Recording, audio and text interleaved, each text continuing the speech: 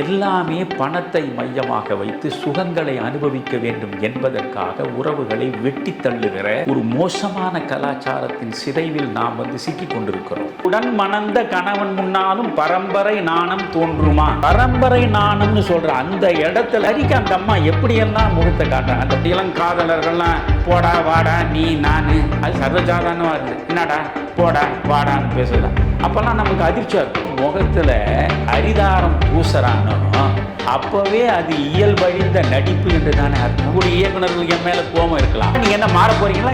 நீங்க ஒரு ஃபார்முலா வச்சிருக்கிறீங்க. முதல் காட்சியிலிருந்து கடைசி காட்சி வரைக்கும் ஒண்ணு கடத்தல், போதை பொருளை கடத்துவதையே நிறைய படம் எடுத்துட்டாங்க. இப்போ இந்த முருகதாஸ் பார்த்தாரு, எதையாவது ஒரு கடத்தல் தான் இருக்கணும் அவங்களுக்கு. ஆனால் துப்பாக்கி கடத்தல், சொல்லாத சொல்லுக்கு விலை ஏதும் இல்லை, ஒன்றோடு ஒன்றாக உயிர் சேர்ந்த பின்னே உலகத்தில் நமையன்றி வேறேதும். இந்த ஒரு வரிக்கே கண்ணதாசனுக்கு கோடி ரூபாய் கொடுக்கலாம். பாட்டை ஒரு 10 வாட்டி கேட்டா உங்களுக்கு எங்கேயாவது நீதிமன்ற வாசல்ல போய் விவாகரத்துக்கு நிற்க தோணுமா?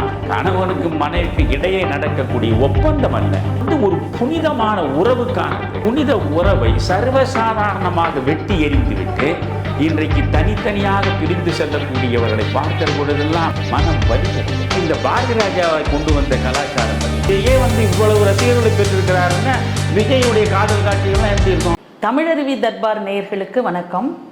மறக்க முடியாத திரைப்படங்கள் நிகழ்ச்சியில் மற்றும் ஒரு பதிவை தருவதற்காக மரியாதைக்குரிய தமிழருவி ஐயா அவர்கள் வந்திருக்கிறார்கள். அவர்களை வணங்கி வரவேற்போம். வணக்கம் ஐயா.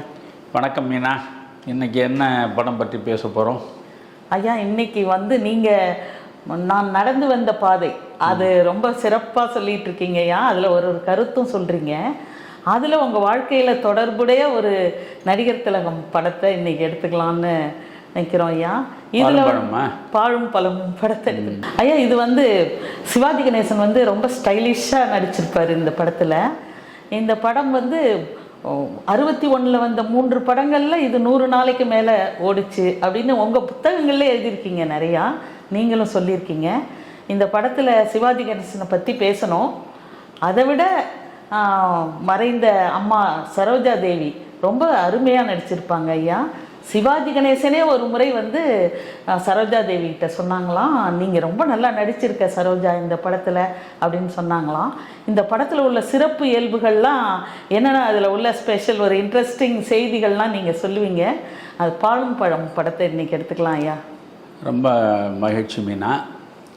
உண்மையிலேயே என்னுடைய வாழ்க்கையில் மறக்க முடியாத ஒரு திரைப்படம் அது.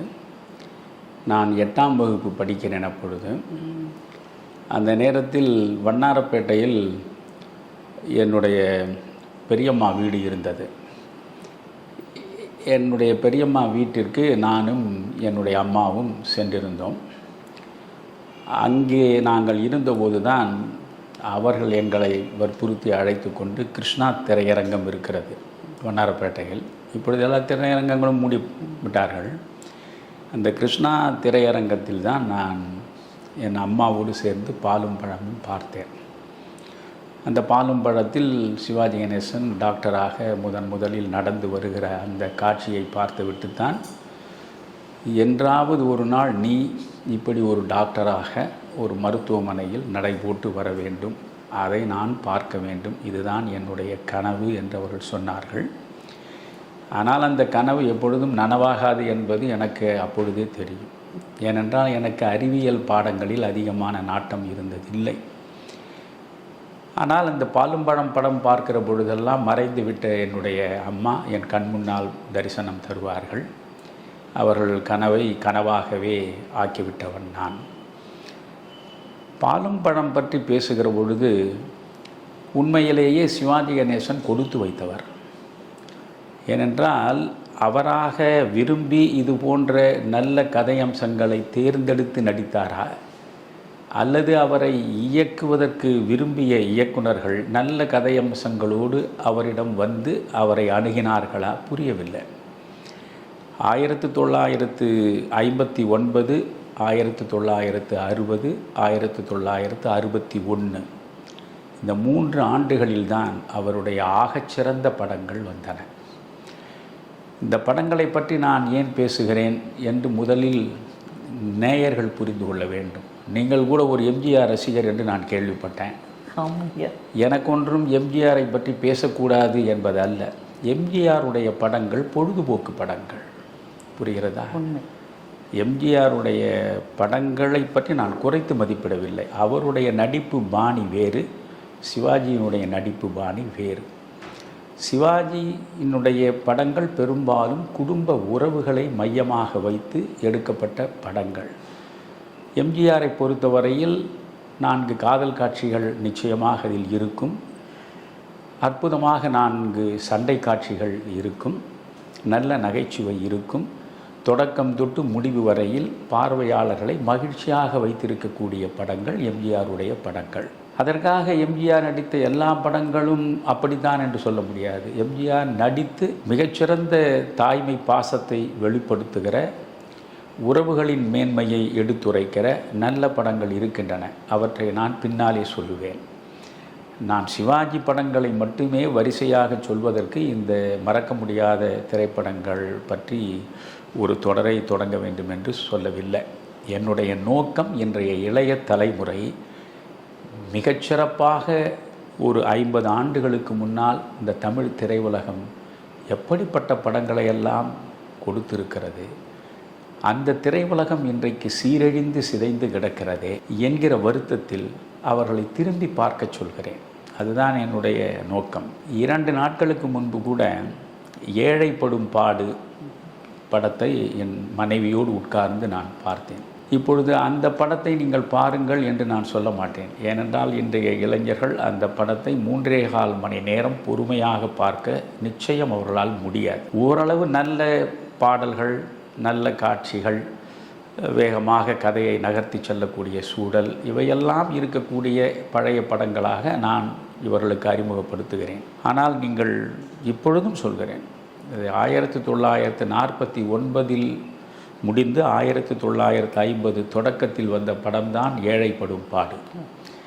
அது லே மிசரபிள்ஸ் என்று விக்டர் யூகோ எழுதிய மிக மிக அற்புதமான ஒரு புதினம். பிரெஞ்சு இலக்கியத்தில் மிக முக்கிய இடத்தை பெற்ற புதினம் அது. அந்த லே மிசரபிளினுடைய மைய கருத்தே life is to give not to take என்பது தான். வாழ்க்கை என்பது உன்னிடம் இருப்பதை பிறருக்கு தருவதற்கானதை தவிர பிறரிடமிருந்து எதையும் பறிப்பதற்கானது இல்லை என்கிற மைய கருத்தை வைத்து சமூகத்தின் அடிமட்டத்தில் தாழ்ந்து கிடக்கக்கூடிய மக்கள் எந்த அளவுக்கு சுரண்டப்படுகிறார்கள், ஒரு முறை ஒருவன் சிறைக்கு சென்று விட்டு வெளியே வந்தால் காலம் முழுவதும் அவன் இந்த சமுதாயத்தால் எப்படி தண்டிக்கப்படுகிறான் என்பதையெல்லாம் மையமாக வைத்து எடுக்கப்பட்ட படம். அதில் நாகையா நடித்திருப்பதை நீங்கள் பார்க்க வேண்டும். இப்பொழுது உள்ள நடிகர்களை பற்றியெல்லாம் பேசுகிற பொழுது நான் திரும்ப திரும்ப ஒரு எம்.ஆர். ராதாவை, எஸ்.வி. சுப்பையாவை, நாகையாவை, சகஸ்ரநாமத்தை, இப்படி இவர்களை பற்றியெல்லாம் நான் பேசுவதற்கு காரணங்கள் இருக்கின்றன. ரங்காராவ் போன்ற நடிகர்களை. இந்த ஏழைப்படும் பாடு முதல் காட்சியிலிருந்து கடைசி காட்சி வரை நாகையாவினுடைய தோற்றம், அந்த கண்ணியம், அவர் வெளிப்படுத்துகிற முகபாவம், அவருடைய ஆற்றல் மிகுந்த நடிப்பு, இந்த கதை போக்கு, ஆனால் பொறுமையாக நீங்கள் 3.25 மணி நேரம் பார்க்க வேண்டும். அந்த படத்தை இயக்கியவர் திரைப்பட உலகத்தினுடைய மேதையாக போற்றப்பட்ட மனிதர் ராம்நாத். கேமராவில் புதிய புதிய கோணங்களை வைத்து திரை உலகத்தில் அவர்தான் மிகச்சிறந்த ஒளிப்பதிவாளராக தன்னை வெளிப்படுத்தி கொண்டவர். அவர் ஒரு மிகச்சிறந்த ஒளிப்பதிவாளர், மிகச்சிறந்த இயக்குனர். அவருடைய மிகச்சிறந்த படைப்பு தமிழ் திரையை பொறுத்தவரை இந்த ஏழைப்படும் பாடு இன்றைக்கு ஏறக்குறைய 70 ஆண்டுகளுக்கு மேல் ஆகிவிட்டது. 75 ஆண்டுகள் கூட ஆகிவிட்டது. இதை என்னை போன்று வயது உள்ளவர்கள் ஒரு நல்ல படத்தை நாம் பார்க்க வேண்டும் என்று அவர்கள் நினைத்தால், வெறும் சிவாஜி கணேசன் படங்களை மட்டுமே பரிந்துரை செய்வது என் நோக்கம் அல்ல. ஒரு மிக நல்ல படத்தை, ஒரு மிகச்சிறந்த நடிப்பை நீங்கள் பார்த்து ரசிக்க வேண்டுமென்றால் கட்டாயம் பார்க்க வேண்டியது ஏழைப்படும் பாடு. அந்த கே. ராம்நாத் மீது எனக்கு மிகப்பெரிய மரியாதை உண்டு. காரணம், அந்த கே. ராம்நாத் தான் கண்ணதாசனுக்கு முதலாக பாட்டு எழுத வாய்ப்பை கொடுத்தவர். அவர் இயக்கிய கன்னியின் காதலி என்கிற படத்தில் தான் கண்ணதாசன் முதலாக பாடலை எழுதினார். கலங்காதிரு மனமே உன் கனவெல்லாம் நனவாகும் ஒரு தினமே என்று தனக்குத்தானே சொல்லிக்கொள்வது போல் அவர் எழுதிய பாடல், அற்புதமான பாடல் அது. எனவே நான் சொல்ல விரும்புவது, நல்ல படங்களை பற்றி நான் பேச விரும்புகிறேன். இப்பொழுது நீங்கள் பார்த்தால், ஐயா எம்ஜிஆருடைய இந்த படத்தை பற்றி சொல்லுங்கள், ஸ்ரீதருடைய படங்களை பற்றி சொல்லுங்கள், அந்த படத்தை பற்றி சொல்லுங்கள் என்று நிறைய பரிந்துரைகள் வருகின்றன. தொலைபேசியிலும் என்னோடு தொடர்பு கொண்டு அப்படி சொல்கிறார்கள். என்னை பொறுத்தவரை இப்பொழுது ஒரு படம் பற்றி ஆய்வு செய்வது என்பது, இன்றைக்கு குடும்ப உறவு என்பது பாழ்பட்டு போய்விட்டது. தந்தைக்கும் மகனுக்கும் இடையே பாசம் இல்லை, தாய்க்கும் மகனுக்கும் இடையே நல்லுறவு இல்லை, சகோதரர்களுக்கு இடையே ஒரு உண்மையான பாசம் நிறைந்த உணர்ச்சி இல்லை. எல்லாமே பணத்தை மையமாக வைத்து சுகங்களை அனுபவிக்க வேண்டும் என்பதற்காக உறவுகளை வெட்டி தள்ளுகிற ஒரு மோசமான கலாச்சாரத்தின் சிதைவில் நாம் சிக்கி கொண்டிருக்கிறோம். எனவே இந்த நிலையில் இன்றைய இளைய தலைமுறை அருள் கூர்ந்து இன்றில்லாவிடனும் என்றாவது ஒரு நாள் இது போன்ற படங்களை நான் பரிந்துரைக்கிறேனே, அவற்றை பார்த்தாவது அவர்களுக்கு உள்ளே அந்த அடைபட்டு கிடக்கக்கூடிய பாசத்தின் ஊற்றுக்கண் உடைபட்டு வெளியே வர வேண்டும் என்பதுதான் என்னுடைய நோக்கம்.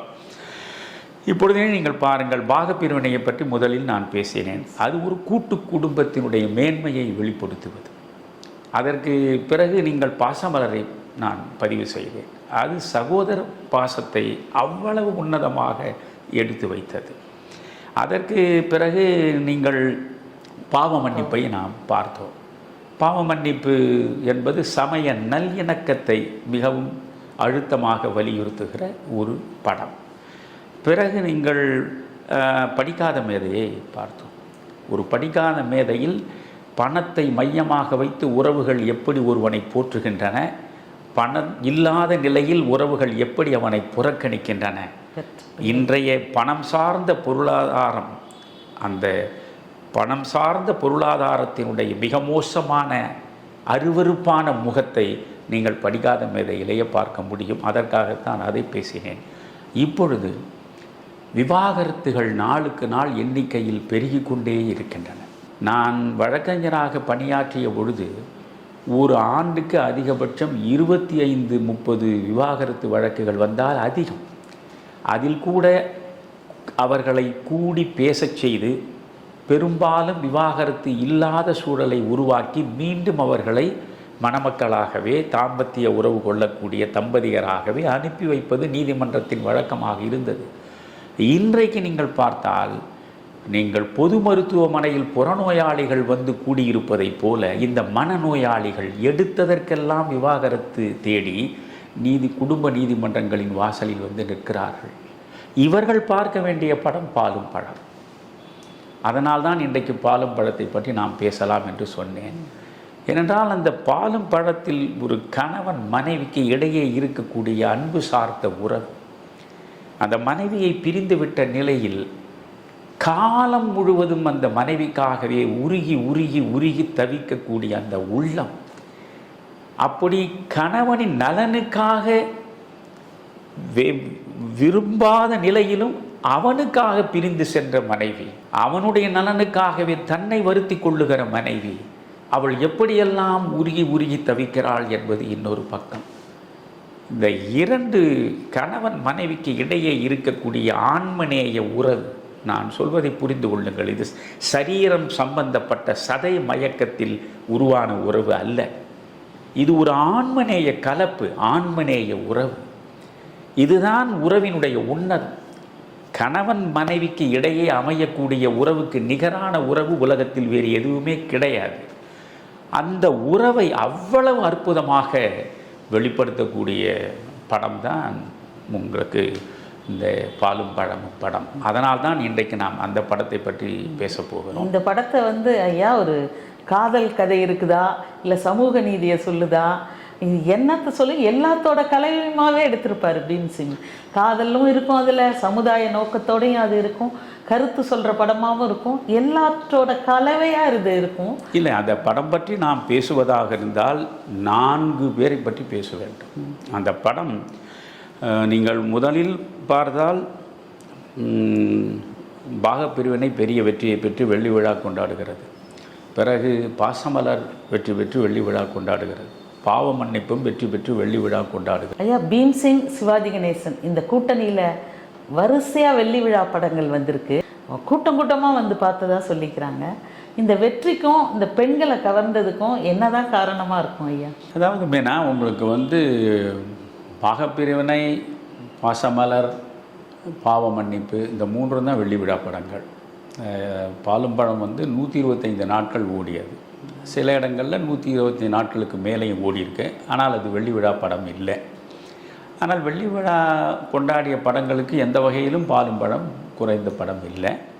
நீங்கள் சொன்னார் போல மிக அதிகமான பெண் மக்கள் திரண்டு வந்து பார்த்த சிவாஜி கணேசனுடைய படம் வந்து பாலும் பழமும் தான். இந்த பாலும் பழத்தினுடைய வெற்றி என்று நீங்கள் பார்த்தால் மிக முக்கியமாக 4 பேருக்கு நாம் நன்றி சொல்லணும். முதல்ல சிவாஜி கணேசன், சரோஜா தேவி. இந்த 2 பேர் கதையை தாங்கி பிடிப்பவர்கள் அந்த அற்புதமான நடிப்பின் மூலமாக. அதுக்கப்புறம் விஸ்வநாதன் ராமமூர்த்தி. இந்த படத்தின் மூலபலமே என்னை கேட்டால் விஸ்வநாதன் ராமமூர்த்தி தான். விஸ்வநாதன் ராமமூர்த்தி வழங்கிய இசை, அந்த இசைக்கு கண்ணதாசன் கொடுத்த பாடல் வரிகள்.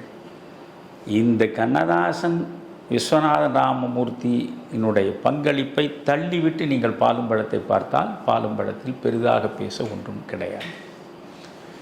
நானே வியக்கிற விஷயம் என்னென்னா, கண்ணதாசனுடைய அத்தனை பாடல்களும் என்ன அழகாக காட்சிப்படுத்தப்பட்டிருக்கின்றன. இன்றைய இயக்குனர்கள் இவற்றையெல்லாம் பார்க்கணும். எப்படி ஒரு பாடல் காட்சி உருவாக்கப்பட்டிருக்கிறது. அதில் நடிக்கும் பொழுது அந்த நடிகர்கள் எந்தெந்த வகையில் தங்களுடைய முகபாவங்களை வெளிப்படுத்தி இருக்கிறார்கள். அந்த பாடல்களுக்கு எப்படி இசை வடிவத்தை விஸ்வநாதன் ராமமூர்த்தி கொடுத்திருக்கிறார்கள். கண்ணதாசன் எப்பேற்பட்ட வரிகளை அந்த பாடலுக்குள் கொண்டு வந்து சேர்த்திருக்கிறார். நீங்கள் பார்த்தால் இந்த பாகப்பிரிவினையிலிருந்து பாலும் பழமும் வரையில் கண்ணதாசன் இவ்வளவு அமரத்துவமான பாடல்களை எழுதினார்.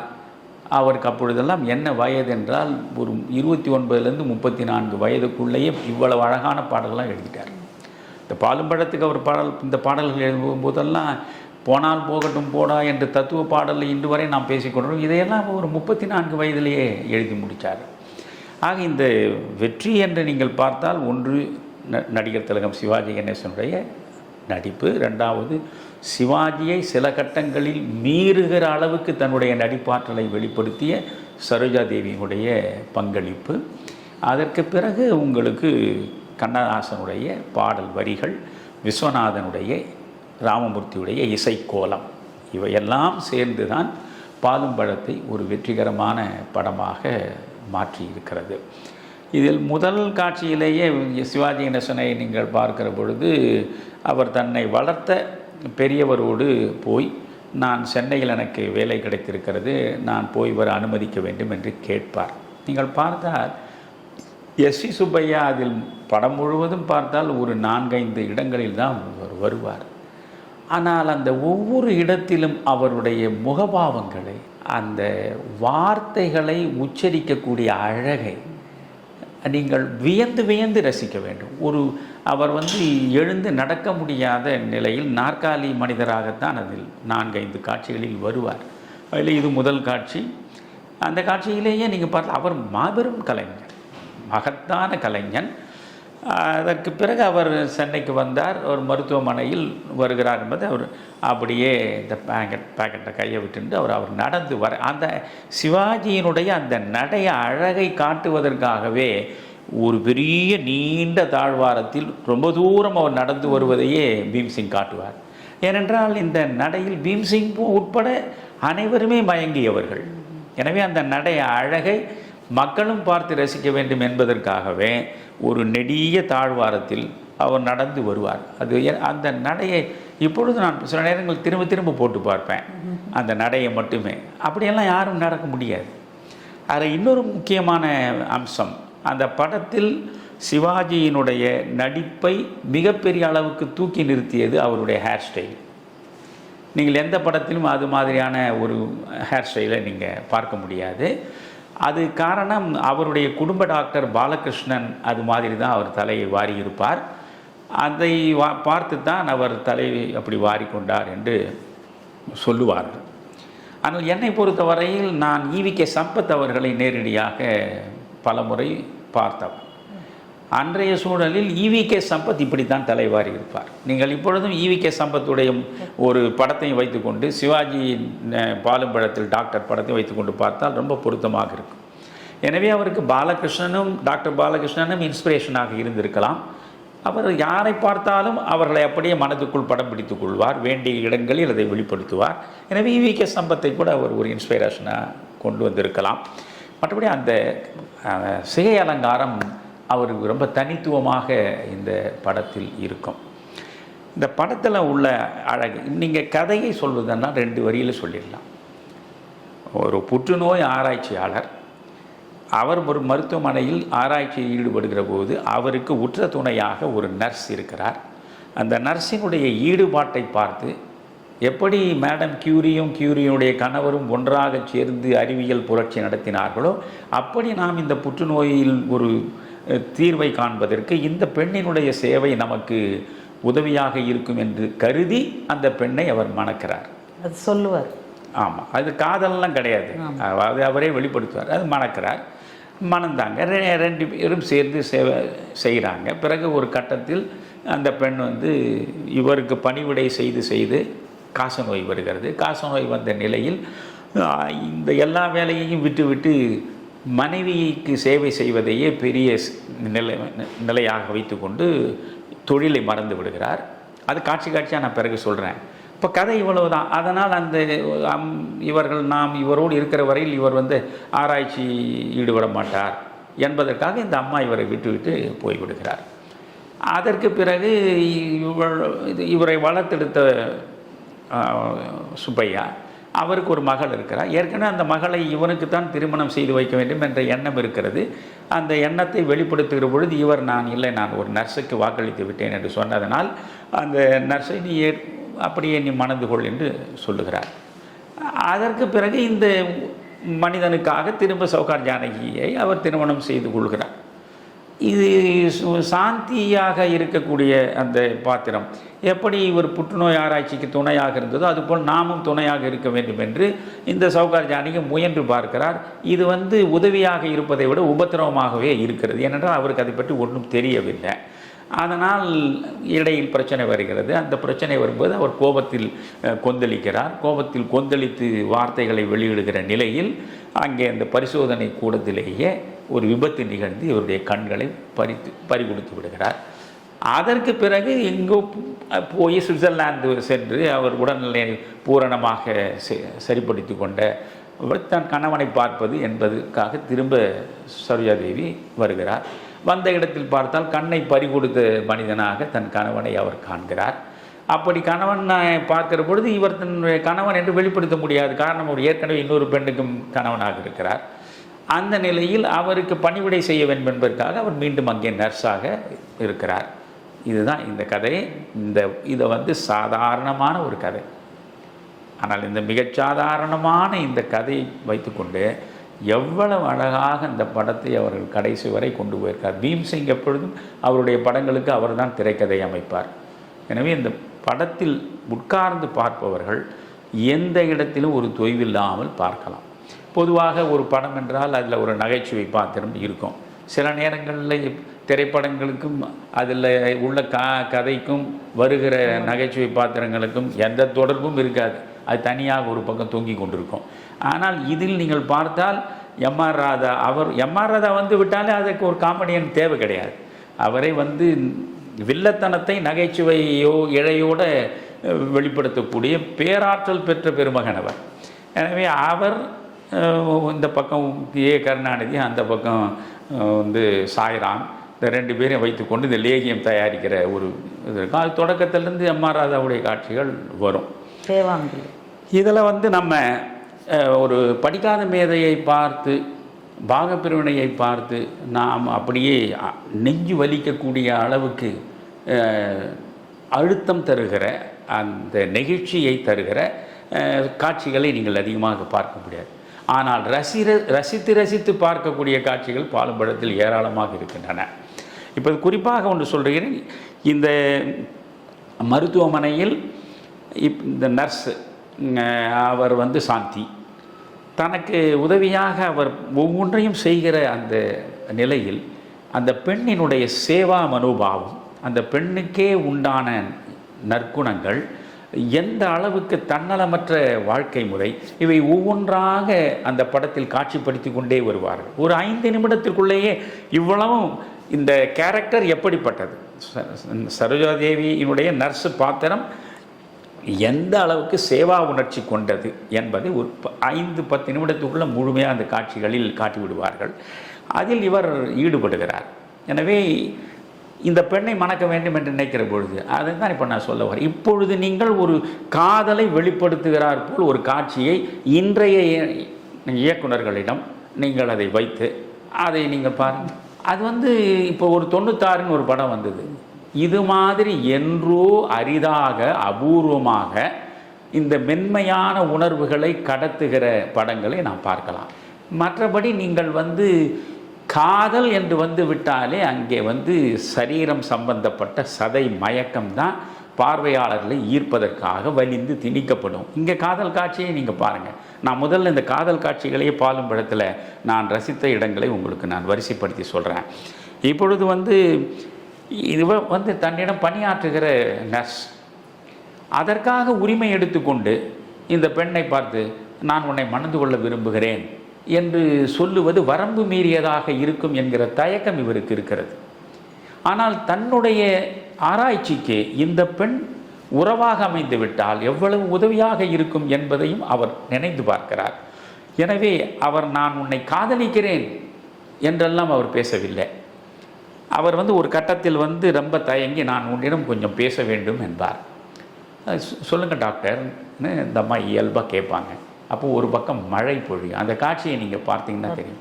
அப்படி மழை ஒரு பக்கம் பொழிஞ்சுன்னு இருக்கும், இந்த பக்கம் கண்ணாடிக்கு இந்த பக்கமாக மழையை பார்த்தபடி சரோஜாதேவி நிற்பார். அவருக்கு முதுகை காட்டியபடி சிவாஜி கணேசன் நிற்பார். ஏனென்றால் நேரிடையாக பார்த்து ஒரு பெண்ணிடம் என்னை நீ மணந்து கொள்கிறாயா என்று கேட்டு ஒரு கால் அவள் மறுத்து அல்லது அவள் தவறாக நினைத்து அந்த மனச்சிதைவு வந்து விடக்கூடாது என்கிற தயக்கம் இருக்கிறது. கடைசி வரையில் ஒரு டாக்டருக்கு உண்டான அந்த கண்ணியம், அந்த கண்ணியத்தோடு சிவாஜி கணேசனுடைய ஒரு ஃப்ரேம்லேயும் அவருடைய நடிப்பை நீங்கள் பார்த்து வியக்கணும். அதனால் இவர் முதுகை காட்டியபடி சொல்லுவார், இது மாதிரி நான் புற்றுநோய் ஆராய்ச்சியில் ஈடுபடுவதற்கு நீ என்னோடு வாழ்க்கை துணையாக இருந்தால் சிறப்பாக இருக்கும், அதை பற்றி நீ என்ன நினைக்கிறாய் என்று தான் தயங்கி கேட்கிறார். உடனே மழையை பார்த்து கொண்டிருந்த சரோஜாதேவி எல்லையற்ற மகிழ்ச்சியில் அப்படியே திரும்பி சிவாஜி கணேசனை பார்ப்பார். அந்த இடத்துல எல்லாம் அந்த முகபாவங்களை எல்லாம் நாம் பார்க்கணும், எவ்வளவு இயல்பாக. அதிலும் இந்த படத்தில் சரோஜாதேவி இணை சொல்ல முடியாத நடிப்பை வெளிப்படுத்தியிருப்பார். சரோஜாதேவிக்கு இவ்வளவு ஆற்றலா? ஏன்னா நிறைய எம்ஜிஆர் படங்களில் அவர் ஒரு காதலியாகவே வந்து போன நிலையில் இவ்வளவு ஆற்றல் இந்த பெண்மணிக்குள்ளே புதைந்து கிடக்கிறதா என்று பார்வையாளர்களை வியக்க செய்த நடிப்பு சரோஜாதேவியினுடையது. எனவே அதற்கு பிறகு அவர் அங்கீகரிக்கிறார். அந்த இடத்தில் நீங்கள் பார்த்தால் கையை வைத்து அப்படி லேசாக அந்த சரோஜாதேவியின் கரத்தை கூட பிடிக்க மாட்டார் சிவாஜி கணேசன். வந்து திருமணம் நடந்து விடுகிறது. திருமணம் நடந்து முடிந்தது. இப்பொழுது உள்ள படங்களாக இருந்தால் ஒரு முதலிரவு காட்சி வைப்பான். அப்போ அந்த முதலிரவு காட்சியை வைத்து எவ்வளவு வன்மத்தோடு எவ்வளவு வக்கரிப்போடு அந்த காட்சியை சித்தரிக்கணுமோ சித்தரிப்பான். ஆனால் அந்த படத்தில் பாருங்கள், முதலிரவு காட்சின்ற எதுவும் ஒன்றும் கிடையாது. ஆனால் முதலிரவு முடிந்து விட்டது. அதை எப்படி அடையாளமாக உணர்த்துகிறார் என்றால், அடுத்த காட்சியை பார்த்தால் புலர்காலை பொழுது அப்படியே வானம் மெல்ல வெளுக்கிறது. அந்த நேரத்தில் இவள் குளித்து முடித்து தன்னுடைய தலை கூந்தல் அப்படியே விரிந்து பின்னாலே தவழ்ந்து கிடக்க மெல்ல வந்து அந்த கொல்லைப்புறம், அந்த தோட்டம், வீட்டுக்கு பின்புறம் அந்த தோட்டத்தில் வந்து அந்த சுவற்றின் காம்பவுண்ட் சுவர், அதன் மீது கையை இப்படி வைத்து கொள்வார். தூரத்தில் ஒரு கோயில் தெரியும், புரிகிறதா? அந்த இளங்காலை சூழல் அப்படியே இருக்கும். அந்த இடத்தில் அப்படி கையை இப்படி வைத்து கொண்டு, ஆலயமணியின் ஓசையை நான் கேட்டேன், அருள்மொழி கூறும் பறவைகள் ஒலி கேட்டேன், உன் தலைவன் அவனே அவனே உன் இறைவன் அவனே அவனே என பாடும் குரல் கேட்டேன், உன் தலைவன் அவனே அவனே என்னும் தாயின் குரல் கேட்டேன் என்று அந்த பாடல் வரும். அந்த பாடலை நான் இப்பொழுதும் என்னுடைய இளைய நண்பர்களுக்கு சொல்கிறேன்.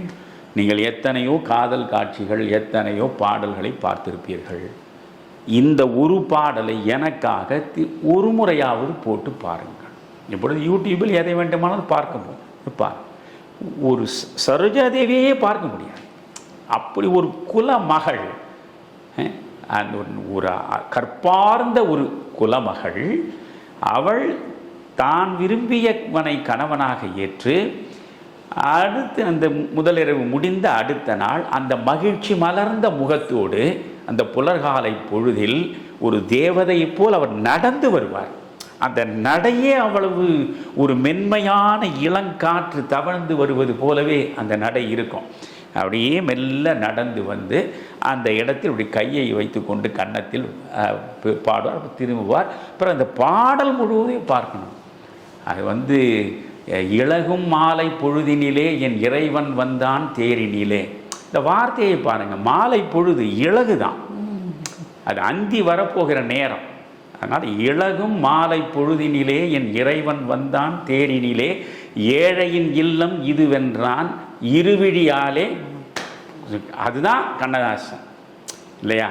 அது காதல் கோவில் நடுவினிலே கருணை தேவன் மடியினிலே யாரும் அறியா நிலையினிலே நான் அந்த பாடல் முழுவதும் பார்த்தீங்கன்னா அவ்வளவு அழகழகான வரிகளோடு அந்த பாடல் போகும்.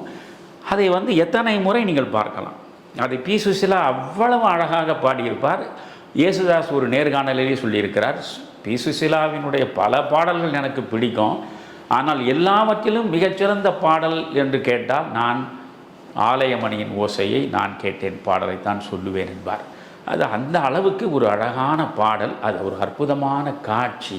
இன்றைக்கு காட்சிப்படுத்துகிற இந்த மாதிரியான மனிதர்கள் ஒரு பாடலை எடுப்பதற்கு பல கோடிகளை செலவழிக்கிறார்கள். அங்கே ஒன்றுமே கிடையாது. வீட்டினுடைய பின்புறம் அங்கே ஒரு பக்கம் ஒரு கிணறு இருக்கிறது, ஒரு 4-5 செடி கொடிகள் இருக்கின்றன, காம்பவுண்டு சுவர் இருக்கிறது, சுவருக்கு வெளியே சூரியன் தெரிகிறான், அங்கே ஒரு கோயில் இருக்கிறது, இவ்வளவுதான். இதற்கு என்ன செலவழிச்சிருக்க போகிறான்? காரணம், அங்கே பீம்சிங் என்ற இயக்குனர் முழுவதுமாக சரோஜாதேவியை நம்புகிறார், சரோஜாதேவியினுடைய முகபாவங்களை நம்புகிறார். அதற்கேற்றாற் போல் அந்த காட்சி அமைக்கப்படுகிறது. மிக அற்புதமாக அந்த பாடல் இருக்கும். அதே போல் நீங்கள் அடுத்தடுத்து பாருங்கள். இவர் தன் மனைவியாக இவளை நேர்ந்து கொண்ட பிறகு அவர் கவனம் முழுவதுமே மனைவியின் மீது தான் போகிறது, ஆராய்ச்சி நின்று விடுகிறது. அப்பொழுது ஒரு நாள் அவர் நான் வெளியே போகலாம் என்று அழைக்கிறார். வெளியே போகிறாங்க. அது மகாபலிபுரம். நாம் எத்தனையோ மகாபலிபுர காட்சிகளை எவ்வளவோ திரைப்படங்களில் பார்த்துருப்போம். நீங்கள் அந்த படத்தில் நான் பேச நினைப்பதெல்லாம் நீ பேச வேண்டும் இல்லையா? அந்த பாடலை பாடுவதற்கு முன்பு அந்த காட்சி அமைப்பை பாருங்கள்.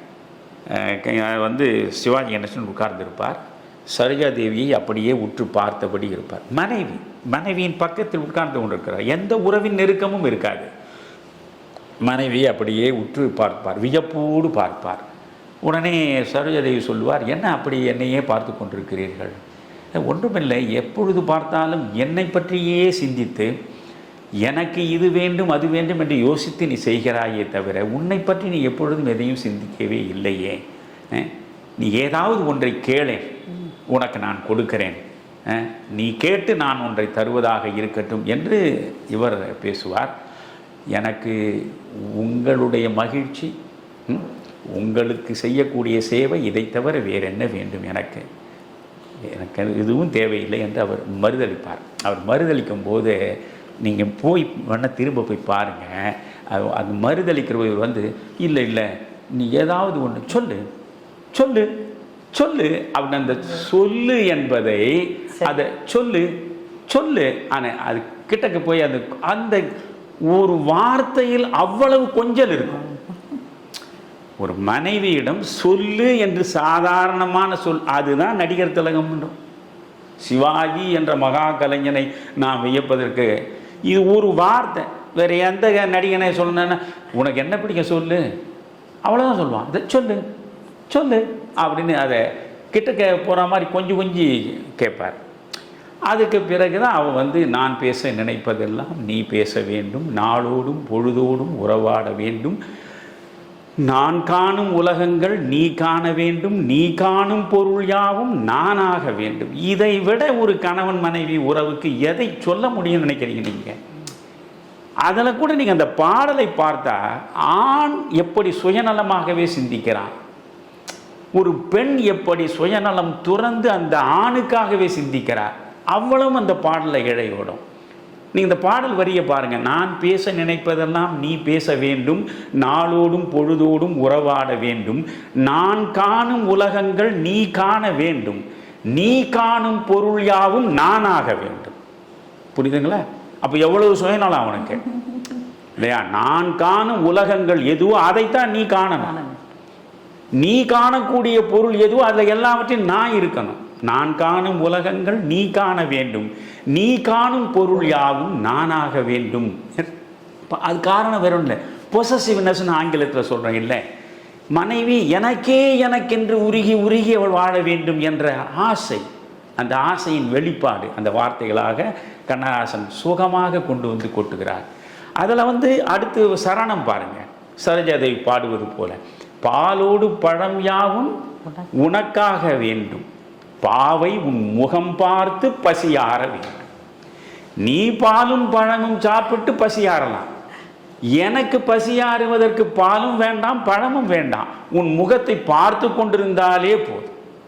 பாலோடு பழம் யாவும் உனக்காக வேண்டும், பாவை உன் முகம் பார்த்து பசியாற வேண்டும், மனதாலும் நினைவாலும் தாயாக வேண்டும். என்ன அழகு பாருங்க, மனதாலும் நினைவாலும் தாயாக வேண்டும், நானாக வேண்டும், மடி மீது விளையாடும் சேயாக வேண்டும், நீயாக வேண்டும். எழுத சொல்லுங்க இன்னைக்கு அவனையாவது. ஒரு கணவன் மனைவிக்கு இடையே அந்த பாடல் நடக்கிறது, அங்கே எங்கேயாவது காமம் ஒரு துளி தெரிகிறதா? உடல் இச்சை ஒரு வரியில் நிற்கிறதா? தாய்மை கனிய கனிய மனைவி பேசுகிறாள், மனதாலும் நினைவாலும் தாயாக வேண்டும், அது நானாக வேண்டும் இல்லையா? அப்போ அங்க இருப்பது அந்த தாய்மை ததும்ப அவ பேசுறாள். அது அடுத்த வரியே பாருங்க, மடி மீது விளையாடும் சேயாக வேண்டும், நீயாக வேண்டும். அப்ப தன்னுடைய கணவனை குழந்தையாக பாவிக்கிறார். அந்த கணவன் தன் மனைவியை தாயாக போற்றுகிறான். இந்த நிலையில் அந்த அன்பு உள்ளங்கள் இணைந்தால் அதில் ஏதாவது பிரிவு வருமா? அதனால்தான் அடுத்ததில் சொல்லென்றும் மொழி என்றும் பொருள் என்றும் இல்லை, சொல்லாத சொல்லுக்கு விலை ஏதும் இல்லை. இந்த ஒரு வரிக்கே கண்ணதாசனுக்கு கோடி ரூபாய் கொடுக்கலாம். சொல்லாத சொல்லுக்கு விலை ஏதும் இல்லை, ஒன்றோடு ஒன்றாக உயிர் சேர்ந்த பின்னே உலகத்தில் நமையன்றி வேறேதும் இல்லை. இந்த பாட்டை ஒரு 10 வாட்டி கேட்டால் உங்களுக்கு எங்கேயாவது நீதிமன்ற வாசலில் போய் விவாகரத்துக்கு நிற்க தோணுமா? நீங்கள் ஒரு கணவன் மனைவி என்று ஒரு வாழ்க்கையை நேர்ந்து கொண்டால் அதுவும் அது அக்ரிமெண்ட் அல்ல, கணவனுக்கு மனைவிக்கு இடையே நடக்கக்கூடிய ஒப்பந்தம் அல்ல, அது ஒரு புனிதமான உறவுக்கானது இல்லையா? அந்த புனித உறவை சர்வசாதாரணமாக வெட்டி எறிந்துவிட்டு இன்றைக்கு தனித்தனியாக பிரிந்து செல்லக்கூடியவர்களை பார்க்கிற பொழுதெல்லாம் மனம் வலிக்கிறது. நாளுக்கு நாள் இந்த விவாகரத்து எண்ணிக்கை கூட்டிக்கொண்டே போகிறது. என்னிடம் என் நண்பர், அவர் மறைந்து விட்டார், அவர் ரொம்ப வருத்தப்பட்டு என்ன சொன்னார், இது நகைச்சுவைக்காக நான் என்றைக்கும் எதையும் பேசுவோம் இல்லை. அவர் ஒரு முறை சொன்னார், மணியன் எங்கே தான் போகிறது இந்த நாடுன்னு தெரியலையே. என்ன முத்துகிருஷ்ணன் அவர் பேர். ஒன்றுமில்லை, நேற்றைக்கு என்னிடம் ஒருத்தன் வந்தான், எனக்கு விவாகரத்து வாங்கி கொடுங்கன்னு கேட்டான். என்னப்பா உனக்கு? எனக்கும் என் மனைவிக்கும் பிரச்சனை சார். அப்படியா? எப்போ திருமணம் ஆச்சு? இவன் கேட்குறது திங்கக்கிழமை. எப்போ உனக்கு திருமணம் ஆச்சு? போன வெள்ளிக்கிழமை தான் சார் ஆச்சு. என்னையா சொல்கிற? வெள்ளிக்கிழமை திருமணம் ஆச்சுன்ற, இப்போ திங்கக்கிழமையே விவாகரத்து கேட்குறியன்னா இல்லை சார், வெள்ளிக்கிழமை இரவே எங்கள் 2 பேருக்கும் பொருந்தாதுன்னு தெரிஞ்சு போச்சு, இடையில சனி ஞாயிறு விடுமுறை இல்லையா கோர்ட்டுக்கு, அதனால் நான் இன்றைக்கி வந்தேன்னு சொன்னான்னா இது எங்கே போகுது உலகம்? விட்டு கொடுத்தல் இல்லை, புரிதல் இல்லை, ஒருவருக்காக ஒருவர் வாழ்வது தான் உண்மையான வாழ்க்கை என்கிற உணர்வு இல்லை. இந்த ஒரு பாட்டை நான் இவ்வளவு திரும்ப திரும்ப சொல்வது காரணமே, இதை எழுத ஒரு கண்ணதாசன் தான் உங்களுக்கு வேணும். அந்த பாடலை எந்த மாதிரி விஸ்வநாதன் ராமமூர்த்தி இசையமைத்து கொடுத்திருக்கிறார்கள். இதில் நீங்கள் பார்க்க வேண்டியது, சிவாஜி கணேசனுக்கு உடம்பு பருத்து இருக்கும். இந்த படத்தை பொறுத்த வரைக்கும் ஒரு பருத்த உடம்பு, புரியுதுங்களா? ஒரு பெருத்த தொந்தி. இந்த உடம்பு வேறு எவனாவது இருந்தால் உங்களுக்கு அங்கே பார்க்க தோணாது. ஆனால் இந்த உடம்பின் மீது உங்கள் பார்வை போகாது. ஒரு தொப்பியை ஒன்று போட்டுக்கினேன், அந்த முகத்தில் எத்தனை விதமான குழந்தைத்தனத்தோடு அவர் அபிநயங்கள் காட்டுவது, அதில் அந்த பாடும்போது அந்த ஹம் பண்ணுற பொழுது நீங்கள் ஐயோ 100 முறை பார்த்தாலும் அது நம் கண் செய்த புண்ணியம்னு நான் கருதுவேன். என்னடா இது ரொம்ப உயர்வு நெகிழ்ச்சியாக ஐயா சிவாஜி கணேசனை பற்றி பேசுகிறாருன்னா, இல்லை, இது உயர்வு நெகிழ்ச்சியே இல்லை. நான் சொல்வதை நீங்கள் போட்டு பாருங்கள்.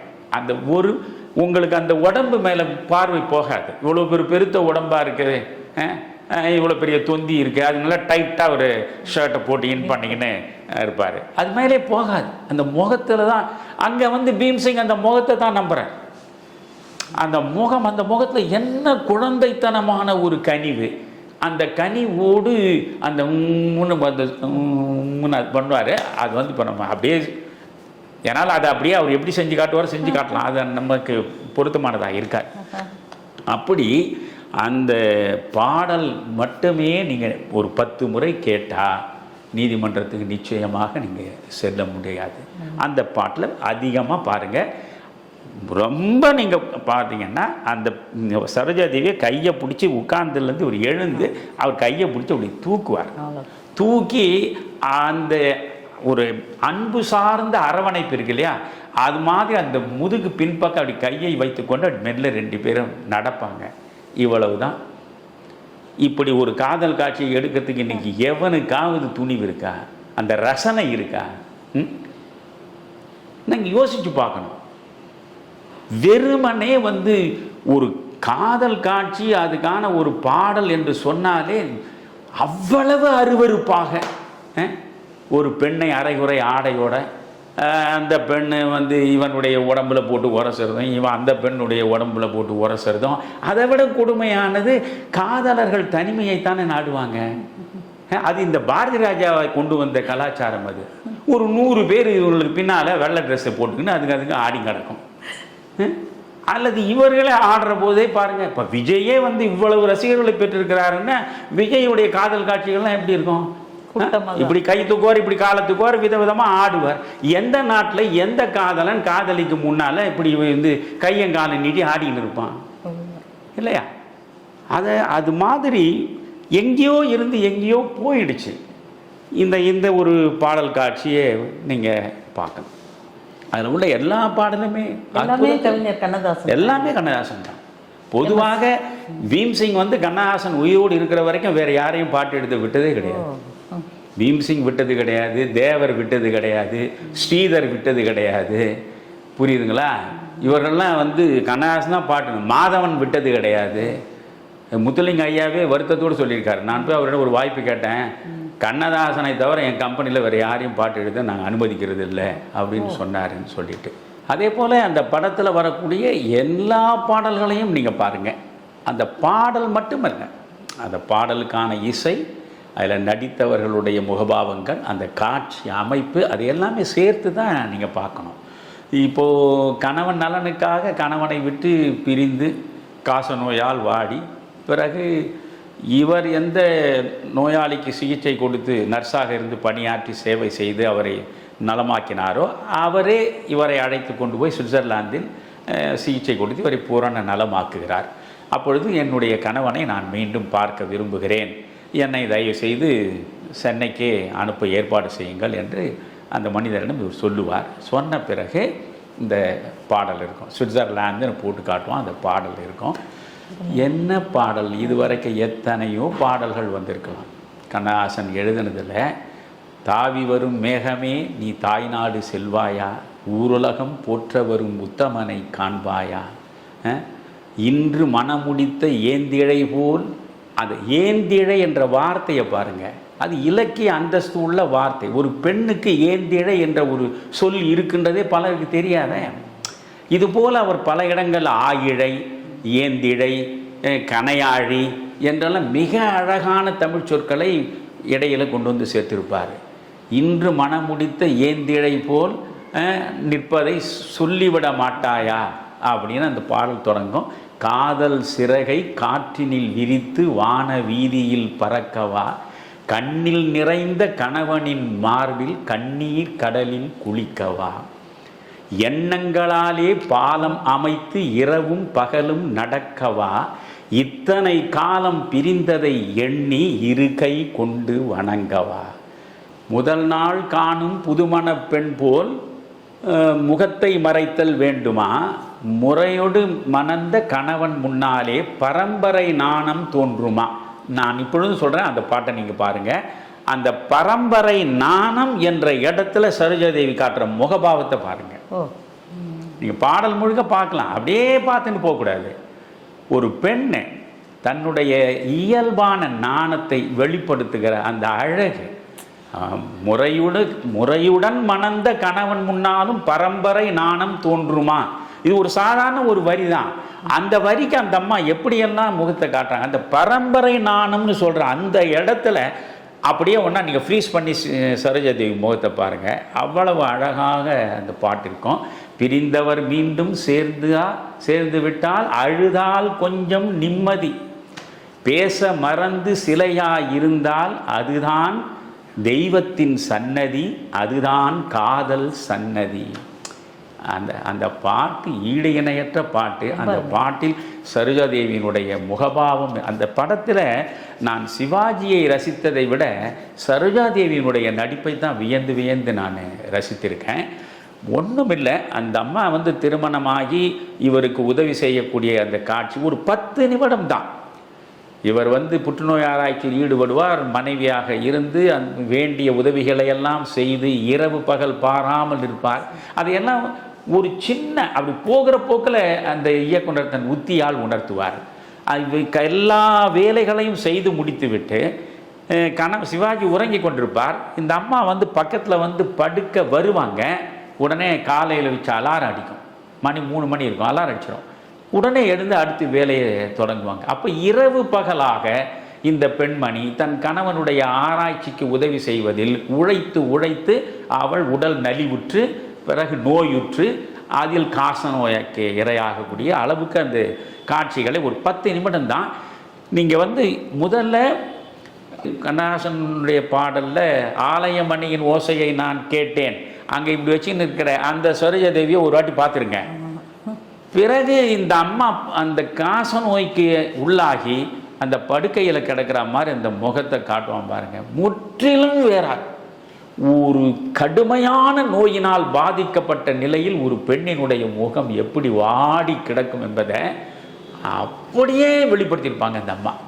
அதுக்கு பிறகு அவர்கள் கொஞ்சம் கொஞ்சமாக அந்த ரத்தம் வாந்தி எடுக்கிற வரைக்கும் அந்த மாற்றங்கள், அந்த நோய் முற்றுவதற்கு ஏற்ப உடலில் ஏற்படக்கூடிய மாற்றங்கள், அந்த மாற்றங்களை அவ்வளவு அழகாக மொத்தமே ஒரு 10 நிமிடம் தான். அப்படி ஆன பிறகு சிவாஜி என்ன பண்ணுறாரு, அந்த அம்மாவுக்கு ஒரு பாட்டு பாடுறார். இதெல்லாம் இந்த கணவன் மனைவி உறவுக்காகத்தான் இந்த படம்னு சொன்னனே, இதையெல்லாம் பார்க்கணும். அவர் அந்த அம்மாவுக்கு அந்த அம்மாவில் எழுந்துக்க முடியல, நிற்க முடியல, தானாக இயங்க முடியல. இப்படி ஒரு நோயுற்ற மனைவி என்பதற்காக புறக்கணித்து விட்டு போனால் அவன் என்ன கணவனா? ஆனால் இன்றைக்கி அது மாதிரி நிறைய பேர் இருக்கான். ஆனால் இவர் என்ன செய்கிறாரு, உடனே அந்த பெண்ணை ஒரு வீல் சேரில் உட்கார வச்சு அது பண்ண பாலும் பழமும் கைகளில் ஏந்தி பவள வாயில் புன்னகை சிந்தி கோல மயில் போல் நீ வருவாயே கொஞ்சம் கிளியே கண்மலர்வாயே அந்த பாடல் வரும். அதில் எனக்கு ரொம்ப பிடித்த வரி, அதாவது உண்ணும் அழகை பார்த்திருப்பாயே, உறங்க வைத்தே விழித்திருப்பாயே, கண்ணின் மணி போல் காத்திருப்பாயே காதற் கொடியே கண்மலர்வாயே அப்படியெல்லாம் வரும். நான் ஒரு இடத்த ஈன்ற தாயை நான் கண்டதில்லை. எனக்கு இப்போ சொல்லும் போதே நான் உணர்ச்சி வசப்படுறேன். ஒரு மனைவியின் மீது கணவனுக்கு எப்படிப்பட்ட அன்பு ததும்பணுன்றது. ஈன்ற தாயை நான் கண்டதில்லை, எனது தெய்வம் வேறெங்கும் இல்லை, உயிரை கொடுத்தும் உனை நான் காப்பேன், உதய நிலவே கண் துயில்வாயே. அதற்கு ரைசிங் மூன், அந்த உதய நிலவேன்னு என்ன அழகான வார்த்தையை கொண்டு வந்து கண்ணதாசன் போடுறாரு. அது அதுதான் இந்த படத்தில் கண்ணதாசன் எழுதியிருக்கிற பாடல் வரிகளும் சரி, அந்த படத்தில் காட்சிப்படுத்தி இருக்கிற அழகும் சரி, கணவன் மனைவிக்கு இடையே ஒரு தாய்மை உணர்வு ததும்புகிறார் போலத்தான் அவர்களுடைய உறவை அவங்க அமைத்திருப்பாங்க. அதில் இன்னும் அழகு, இந்த பாட்டை டிஎம்எஸ் அவ்வளோ மென்மையாக பாடியிருப்பார். இது ஏற்கனவே இந்த பாடல் பதிவு செய்யப்பட்ட பொழுது பதிவு செய்த நிலையில் கேட்குறாங்க, இந்த பாடல் ரொம்ப ஸ்லோவாக போடுறது, பாலும் பழமும் கைகளில் ஏந்தி பவளவாயில் புன்னகை சிந்தி போடும்போது ரொம்ப ஸ்லோவாக போகிற மாதிரி இருக்குது. பாடலில் ஒரு பெப்புன்னு சொல்லுவான், இந்த பெப்பு இல்லை இந்த பாட்டில். அதனால் இந்த பாட்டு பெரிய வெற்றியை பெறுமா என்ற சந்தேகம் அவர்களுக்கு இருந்திருக்கு. இருந்தாலும் இந்த பாடல் இப்படியே, இந்த இசையும் இந்த வார்த்தையும் இப்படியே இருப்பது தான் சரின்னு போட்டிருக்காங்க. ஆனால் அதை தான் சிவாஜியும் சரோஜதியும் சேர்ந்து அது எங்கேயோ ஒரு இடத்துல கொண்டு போய் நிற்க வச்சிடுறாங்க. ஆமாம், அந்த பாட்டில் சிவாஜியினுடைய முகபாவம் மட்டும் இல்லை, அந்த இடத்துல சரோஜாதேவி நீங்கள் பார்க்கணும். அந்த அம்மாவுடைய முகம் அது எப்படியெல்லாம், அந்த விம்மல், இப்படி ஒரு கணவன் நமக்காக உருகி உருகி தவிக்கிறானே, உயிரையே கொடுக்கிற அளவுக்கு நமக்காக இவன் சேவை செய்கிறானேன், அதை நினைக்க நினைக்க இது போல ஒரு கணவன் வாய்ப்பதற்கு நாம் எப்படியெல்லாம் கொடுத்து வைத்திருக்க வேண்டும் எண்ணுகிற எண்ணம் முழுவதும் அந்த கண்ணில் தெரியும். அது சரோஜாதேவியில் அந்த பாடல் ரொம்ப அழகான ஒரு, நான் திரும்ப திரும்ப சொல்வது தான், அந்த கணவனுக்கும் மனைவிக்கும் இடையே இருக்கிற உறவு என்பதுதான் நான் ரொம்ப ரொம்ப ரசித்த காட்சி. நான் எப்பொழுதும் ஒரு படம் பார்ப்பதாக இருந்தால் ஃப்ரேம் பை ஃப்ரேம் அதனோடு சேர்ந்துருவேன். சும்மா பொழுது போகிறதுக்கு படம்னா அதை நான் பார்க்கவே மாட்டேன். எல்லாருமே ஐயா இது ஒரு அற்புதமான படம் ஏன் அப்படின்னா நான் பார்ப்பேன். இப்போ 2 நாளைக்கு முன்னே நான் ஏழைப்படும் பாடு பார்த்தேன், இல்லை அது மாதிரி பார்ப்பேன். இந்த படத்தில் நீங்கள் பாருங்கள், அந்த அம்மா நோயுற்று படுத்து கிடக்கிறாள். இவர் பக்கத்திலேயே, படுக்கைக்கு பக்கத்திலேயே நாற்காலி போட்டு உட்கார்ந்துன்னு தொடர்ந்து வேண்டிய மருந்துகளை எல்லாம் கொடுத்துக்கின்னு அப்படியே இருக்கார். அப்போது திடீர்னு அந்த அம்மா கண் விழிக்கிறார். கண் விழிச்சு, என்ன நீங்கள் இன்னும் தூங்கலையா அப்படின்னு. இல்லைம்மா ஒன்றும் பெருசாக ஒன்றும் இல்லை, இப்போ என்ன நேரம் ஆச்சு, மணி 3 தாம்மா ஆச்சு, காலை 3 மணி, மணி 3 தாம்மா ஆச்சு, அதெல்லாம் ஒன்றும் பிரச்சனை இல்லை, நீ பேசாமல் தூங்கு அப்படின்னு சொல்கிற போது ஒரு டெலிஃபோன் ஒலிக்கும். நீங்கள் அந்த காட்சியை இப்போ நான் சொல்கிறேன், நீங்கள் திரும்பவும் போய் பாருங்கள். 3 முறை அந்த டெலிஃபோன் ஒலிக்கும். 3 முறை சிவாஜி கணேசன் எழுந்து 3 விதமான மாடுலேஷனில் பேசுவார். முதல்ல அந்த டெலிஃபோன் ஒலிக்கும், தம்மா சொல்வார், அது என்ன டெலிஃபோன் அடிக்கிறதே, அதை போய் பாருங்களேன் அப்படின்னு. அந்த குரல் டெலிவரியே சரோஜாதேவி, ஒரு நோயாளி எப்படி பேச முடியாமல் பேசுவாங்க, அது அவ்வளோ அழகாக பேசுவாங்க இந்த அம்மா. அது கொஞ்சம் போய் பாருங்களேன் அப்படின்போது, அதெல்லாம் ஒன்றும் இல்லை, நீ இதை பற்றியெல்லாம் யோசிக்காத, அது பாட்டுக்கு அடிச்சும் காட்டட்டும், என்ன இப்படி சொல்கிறீங்க அப்படின்னு. அதெல்லாம் ஒன்றும் கிடையாது, இல்லை நீங்கள் கொஞ்சம் போய் பாருங்களேன். அப்போது ஒரு முறை எழுந்து வருவார், எஸ் ஐ ஆம் டாக்டர் ரவி அப்படின்னு சொல்லுவார். சொன்ன உடனே அவன் சொல்லுவான், சரிங்க டாக்டர், சாரி, இங்கே என் மனைவியினுடைய இருக்குது, என் நிலைமை என்னான்னு உங்களுக்கு புரியும், வேறு ஒருத்தரை நீங்கள் ஏற்பாடு பண்ணி அதுக்கு சிகிச்சை கொடுங்க அப்படின்னு சொல்லிட்டு உட்காருவார். உட்கார்ந்த உடனே இந்த அம்மா என்ன சொல்லுவாள், என்ன ஃபோன் வந்தது, என்ன ஒன்றும் இல்லைம்மா, ஒரு நோயாளி, அந்த நோயாளிக்கு சிகிச்சை நான் மாற்றி ஏற்பாடு செய்துட்டேன்.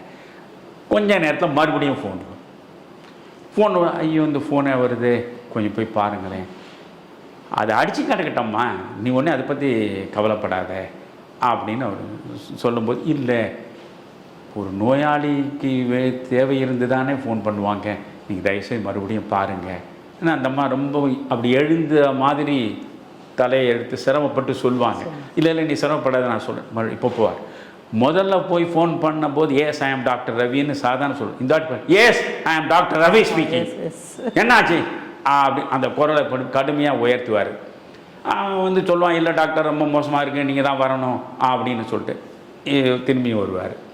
அப்படியே வந்த பிறகு சரி கேட்பாங்க, என்ன இல்லைம்மா ஒருவருக்கு ரொம்ப சீரியஸாக இருக்கான், அதுக்கு பார்க்கணுன்னு சொல்கிறாங்க, நான் எப்படிம்மா இந்த நிலையில் உன்னை விட்டுட்டு போக முடியும் அப்படின்னா. என்ன சொல்கிறீங்க நீங்கள்? ஒரு டாக்டர் என்பவர் எந்த நேரம் பார்த்து கூப்பிட்டாலும் போய் பணியாற்ற வேண்டியதானே, நோய் என்ன நேரம் பார்த்தா வரும், அப்போ டாக்டர் எந்த நேரத்துலையும் போகணும் இல்லையா? எனக்காக நீங்கள் இந்த மாதிரி போக மாட்டேன்னு சொல்கிறது எந்த வகையில் நியாயம்? அதெல்லாம் ஒன்றும் பிரச்சனை இல்லைம்மா, நீ பேசாமல் அமைதியாயிரு, அதெல்லாம் மற்றவர் பார்த்துப்பாங்கன்னு சொல்லும்போது இந்த அம்மா மறுபடியும் மெல்ல அந்த இடம் ரொம்ப அழகாக சரோஜாதேவி நடிச்சிருப்பாங்க. அந்த குரல் அப்படி பேசும். சொல்லுவாங்க, நானே அந்த ஃபோனில் சொல்கிறேன், என்னுடைய கணவர் இருக்காரே அவர் ஒரு சுயநலவாதி, அவருக்கு பொண்டாட்டி தான் முக்கியம், வேறு எந்த மனுஷன் செத்தா என்ன போனா என்ன அதை பற்றியெல்லாம் அவருக்கு கவலை கிடையாது, அவர் பொண்டாட்டிக்கு தலைமை தூக்கி வச்சிங்கன்னு பொண்டாட்டிக்கு சேவை பண்ணுறவர். நான் போய் சொல்கிறேன், என்னடாமா இப்படி சொல்கிறேன், சரி நான் போகிறேன் அப்படின்னு நான் போனேன். இந்த முறைக்கு போனது உடனே போய் சொல்கிறேன், என்ன உயிர் இருக்கா செத்து போச்சா? முதல்ல கேட்டபோது yes I am doctor Ravi நான் ஆரம்பிக்கிறேன் அந்த ஒரு ஃபோன் உரையாடல். ரெண்டாவது முறை திரும்ப போகிற போது என்னை புரிஞ்சுக்குங்க, என்னால் வர முடியாது, வேற ஒருத்தர் நீங்கள் வச்சு பண்ணுங்க அப்படின்னு கொஞ்சம் ரைஸ் பண்ணி பேசுறது. மூணாவது முறை இது ஆள் செத்தாச்சா இருக்குதா, உயிர் இருக்குதா இல்லை செத்தாச்சா அப்படின்னு கேட்குற போது தான் அந்த 3 நிலைகளில் 3 வெவ்வேறுபட்ட உணர்வுகளை ஒரு தொலைபேசியில் பேசுவதிலேயே சிவாஜி கணேசன் காட்டுற காட்சி இருக்கும். அதுக்கு பிறகு அவர் வந்து போகிற அவசரத்தில் ஸ்டெத்தஸ்கோப்பையும் விட்டுட்டு போயிடுவார். அப்போ தான் அந்த அம்மா நினைக்கிறார், நமக்காக இந்த மனிதன் வந்து இவ்வளவு ஒரு லட்சியம் சார்ந்து இந்த தொழிலை வந்து சேவையாக நினைச்ச நம்முடைய கணவன் எல்லாவற்றையும் விட்டு விட்டு எனக்கு சேவை செய்வதையே பெரிதாக நினைக்கிறானே, நான் இவனோடு இருக்கிற வரைக்கும் நிச்சயமாக இவன் தன்னுடைய லட்சியத்தை நிறைவேற்ற மாட்டான் அப்படின்னு நினச்சிட்டு அதுக்கப்புறம் தான் அந்த அம்மா புறப்பட்டுறாங்க. இப்போ இதன் நடுவில் ஒரு 10 நிமிடம் தான் இத்தனை காட்சிகள். இந்த 10 நிமிட காட்சிகளுக்குள்ள அந்த அம்மாவுடைய பாசம், இந்த காச நோயில் பீடிக்கிற நிலை, இதில் வந்து பாதி அளவுக்கு அவர் செய்த ஆராய்ச்சியில் வெற்றி பெற்ற பிறகு மாலை போட்டு அனுப்புவானுங்க. இவர் வந்து பாயசம் கொடுத்து இந்த அம்மா அனுப்பும். அந்த பாயச காட்சியை சொன்னோன்னா நேரம் போயினே இருக்கும். பாயசத்தை கொடுக்குறவர அப்போ தான் அது முதல்ல நீங்கள் அந்த என்ன சொல்லு சொல்லு அப்படின்னு கொஞ்சரா மாதிரி சொல்கிறதுன்றது ஒன்று. இந்த படத்தில் தான் முதல் முறையாக. இப்போல்லாம் பார்த்தீங்கன்னா இந்த இளங்காதலர்கள்லாம் போடா வாடா நீ நான், அது சர்வசாதாரணமாக இருக்குது. என்னடா போடா வாடான்னு பேசுறதா. அப்போல்லாம் நமக்கு அதிர்ச்சியாக இருக்கும். ஆனால் அந்த காலத்தில் முதலாக என் காது கொடுத்து கேட்டது சிவாஜி கணேசன். இவர் அவர் வந்து அவசரமாக டியூட்டிக்கு புறப்படுவார். இந்த அம்மா பாயசம் கொண்டு வருவார். சாந்தி நான் போயிட்டு வரேன்டான்வார். ஒரு பெண்ணை ஆண் போல் பாவித்து அந்த பாசத்தை கூட்டுவது. இப்போ நாம் கூட குழந்தையாண்ட பேசும்போது என்னடா கண்ணா அப்படின்னு பேசணும் இல்லை, அந்த மாதிரி சொல்லுவார். நான் போயிட்டு வரேன்டான்வார். அங்கே டேன்னு சொல்கிறதோ டான்னு சொல்கிறதோ அதில் தான் முதல் முறையாக சிவாஜி பயன்படுத்தி நீங்கள் பார்க்கலாம் ஒரு மனைவியிடம். அதை நான் போயிட்டு வரேன்னு சொல்லும்போது, இல்லை உங்களுக்காக நான் அந்த பாயசத்தை பண்ணி, உங்களுக்கு என்ன இன்னைக்கு விசேஷம், இல்லை ஒரு நல்லவர் பிறந்த நாள் இன்றைக்கி, அதனால் இதை குடிங்கன்னு அந்த நிலையில் தான் அவரை அனுப்பிட்டு இருமுவாள். அவன் மாலையோடு வரும் பொழுது பார்த்தா முழுக்க ரத்தம் வாந்தி எடுப்பான். அப்போ அந்த அப்படியே அந்த மாலையை அவர் கழுத்தில் போட்டுட்டு அதை பார்த்து மகிழ்ந்த நிலையில் அந்த மார்பில் அப்படியே முகத்தை வைப்பான். கோட்டு முழுக்க ரத்தம் வழிஞ்சிருக்கும். அந்த இடத்துல பார்த்தீங்கன்னா இந்த சிவாஜியினுடைய பதற்றம், தன்னுடைய நோயை மறைப்பதற்காக சரோஜாதேவி தவிக்கிற தவிப்பு அப்படியே நெஞ்சுக்குள்ளேயே புதைத்து அந்த பெண்ணை சரோஜாதேவியை இறுக்கமாக புதைத்து சாந்தி சாந்தி சாந்தின்னு அந்த பதற்றம் எல்லாம் வந்து பார்க்கணும். கணவனும் மனைவியாக வாழறதுன்றது பெருசு இல்லை. உன் வாழ்க்கை உன்னுடையது, என் வாழ்க்கை என்னுடையதுன்னு போகிறது பேரா தாம்பத்தியம். உன்னில் நான் என்னில் நீ என்று வாழ்வது தானே. 2 அற்ற நிலையில் வரக்கூடிய அத்வைதம் எதுவோ அதுதான் உண்மையான தாம்பத்தியத்தினுடைய அடையாளம். அதை உணர்த்துவது தான் இந்த படத்தினுடைய மிக அழகான காட்சிகள். அதில் அந்த குறிப்பாக ஒரு 10-15 நிமிடத்துக்குள்ள இந்த சரோஜா தேவிக்கும் சிவாஜிக்கும் இருக்கக்கூடிய பாச பிணைப்பை, அந்த தாய்மை ததும்புகிற தாம்பத்திய உணர்வை, அப்புறம் நோயுற்ற நிலையில் அந்த பெண்மணி படுகிற பாட்டை, அந்த பெண்மணியை பார்த்து இவர் படுகிற வேதனை, எல்லாமே அவ்வளவு அழகாக காட்சியாக கொண்டு சேர்த்து எனக்கு வந்திருக்க கூடாதான் பாரு.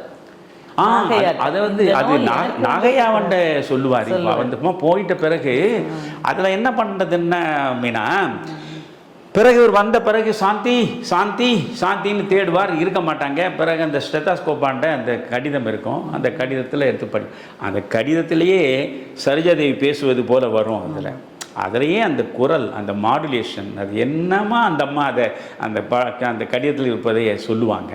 அதில் வந்து ஒரு லட்சியவாதியாக இருப்பவனுக்கு வந்து அது எது வந்தாலும் வந்து லாபமோ நஷ்டமோ எதுவானாலும் வந்தால் வரட்டும் போனால் போகட்டும் என்று கர்மயோகியாக இருப்பது தான் அவனுக்கு முக்கியமானதுன்னு சொல்கிறவங்க பாருங்கள். அதை படிக்கிற பிறகு அவர் அதை சாந்தி சாந்தி அப்படின்னு சொல்கிறது, அந்த கடிதத்தை அப்படி அவர் எடுத்து படிப்பார். படிக்கிற போது அபாக்கியவதி சாந்தின்னு முடிச்சிருப்பாங்க, அதை அப்படியே பார்ப்பார். விஸ்வநாதன் குரலில் கண்ணதாசன் 4 வரி எழுதியிருப்பார். 4 வரி அவ்வளவு அழகான அந்த இடம். பழுத்து விட்ட பழமல்ல விழுவதற்கு, பாய்ந்தழுத்த நதியல்ல முடிவதற்கு, எழுத்தில்லா ஏடல்ல அழிவதற்கு, இடையினிலே முடிவதென்றால் முதல் எதற்கு. இடையிலேயே முடிஞ்சு போகுன்னா இதுக்கு ஒரு முதல் எதற்கு? ஒரு சின்னஞ்சிறு வயதிலேயே அவளை இழந்துட்டேன், அப்போ அவள் பழுத்த பழம் இல்லை விழுவதற்கு. வாழ்க்கை முழுவதும் நெடும் பயணம் நாங்கள் சேர்ந்து நடக்கலை. பாய்ந்த அழுத்த நதியல்ல முடிவதற்கு, எழுத்தில்லா ஏடல்ல அழிவதற்கு, இடையினிலே முடிவதென்றால் முதல் எதற்கு.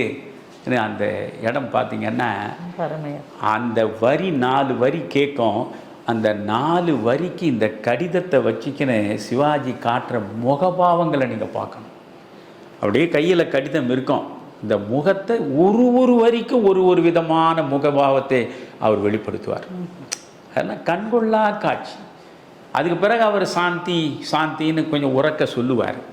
இப்போ நீங்கள் அந்த பார்த்தீங்கன்னா இது ஒரு லட்சியவாதிக்கு அவனுக்கு லாபம் இருந்தால் நட்டம் இருந்தால் அது பற்றி கவலை இல்லை, அவன் வந்தால் வரட்டும் போனால் போகட்டும் என்று கர்மயோகியாக வாழ்வது தான் வாழ்க்கைன்னு சொல்கிற இடத்த அப்படியே பண்ணி போனால் போகட்டுமே லட்சியவாதி அந்த ஒரு இது பேசுவார். அந்த இடம் செயற்கையாக தெரியும். இப்போ இந்த படம் முழுக்க ரொம்பவும் இயல்பான நடிப்பு தான் கடைசி வரைக்கும் இருக்கும்.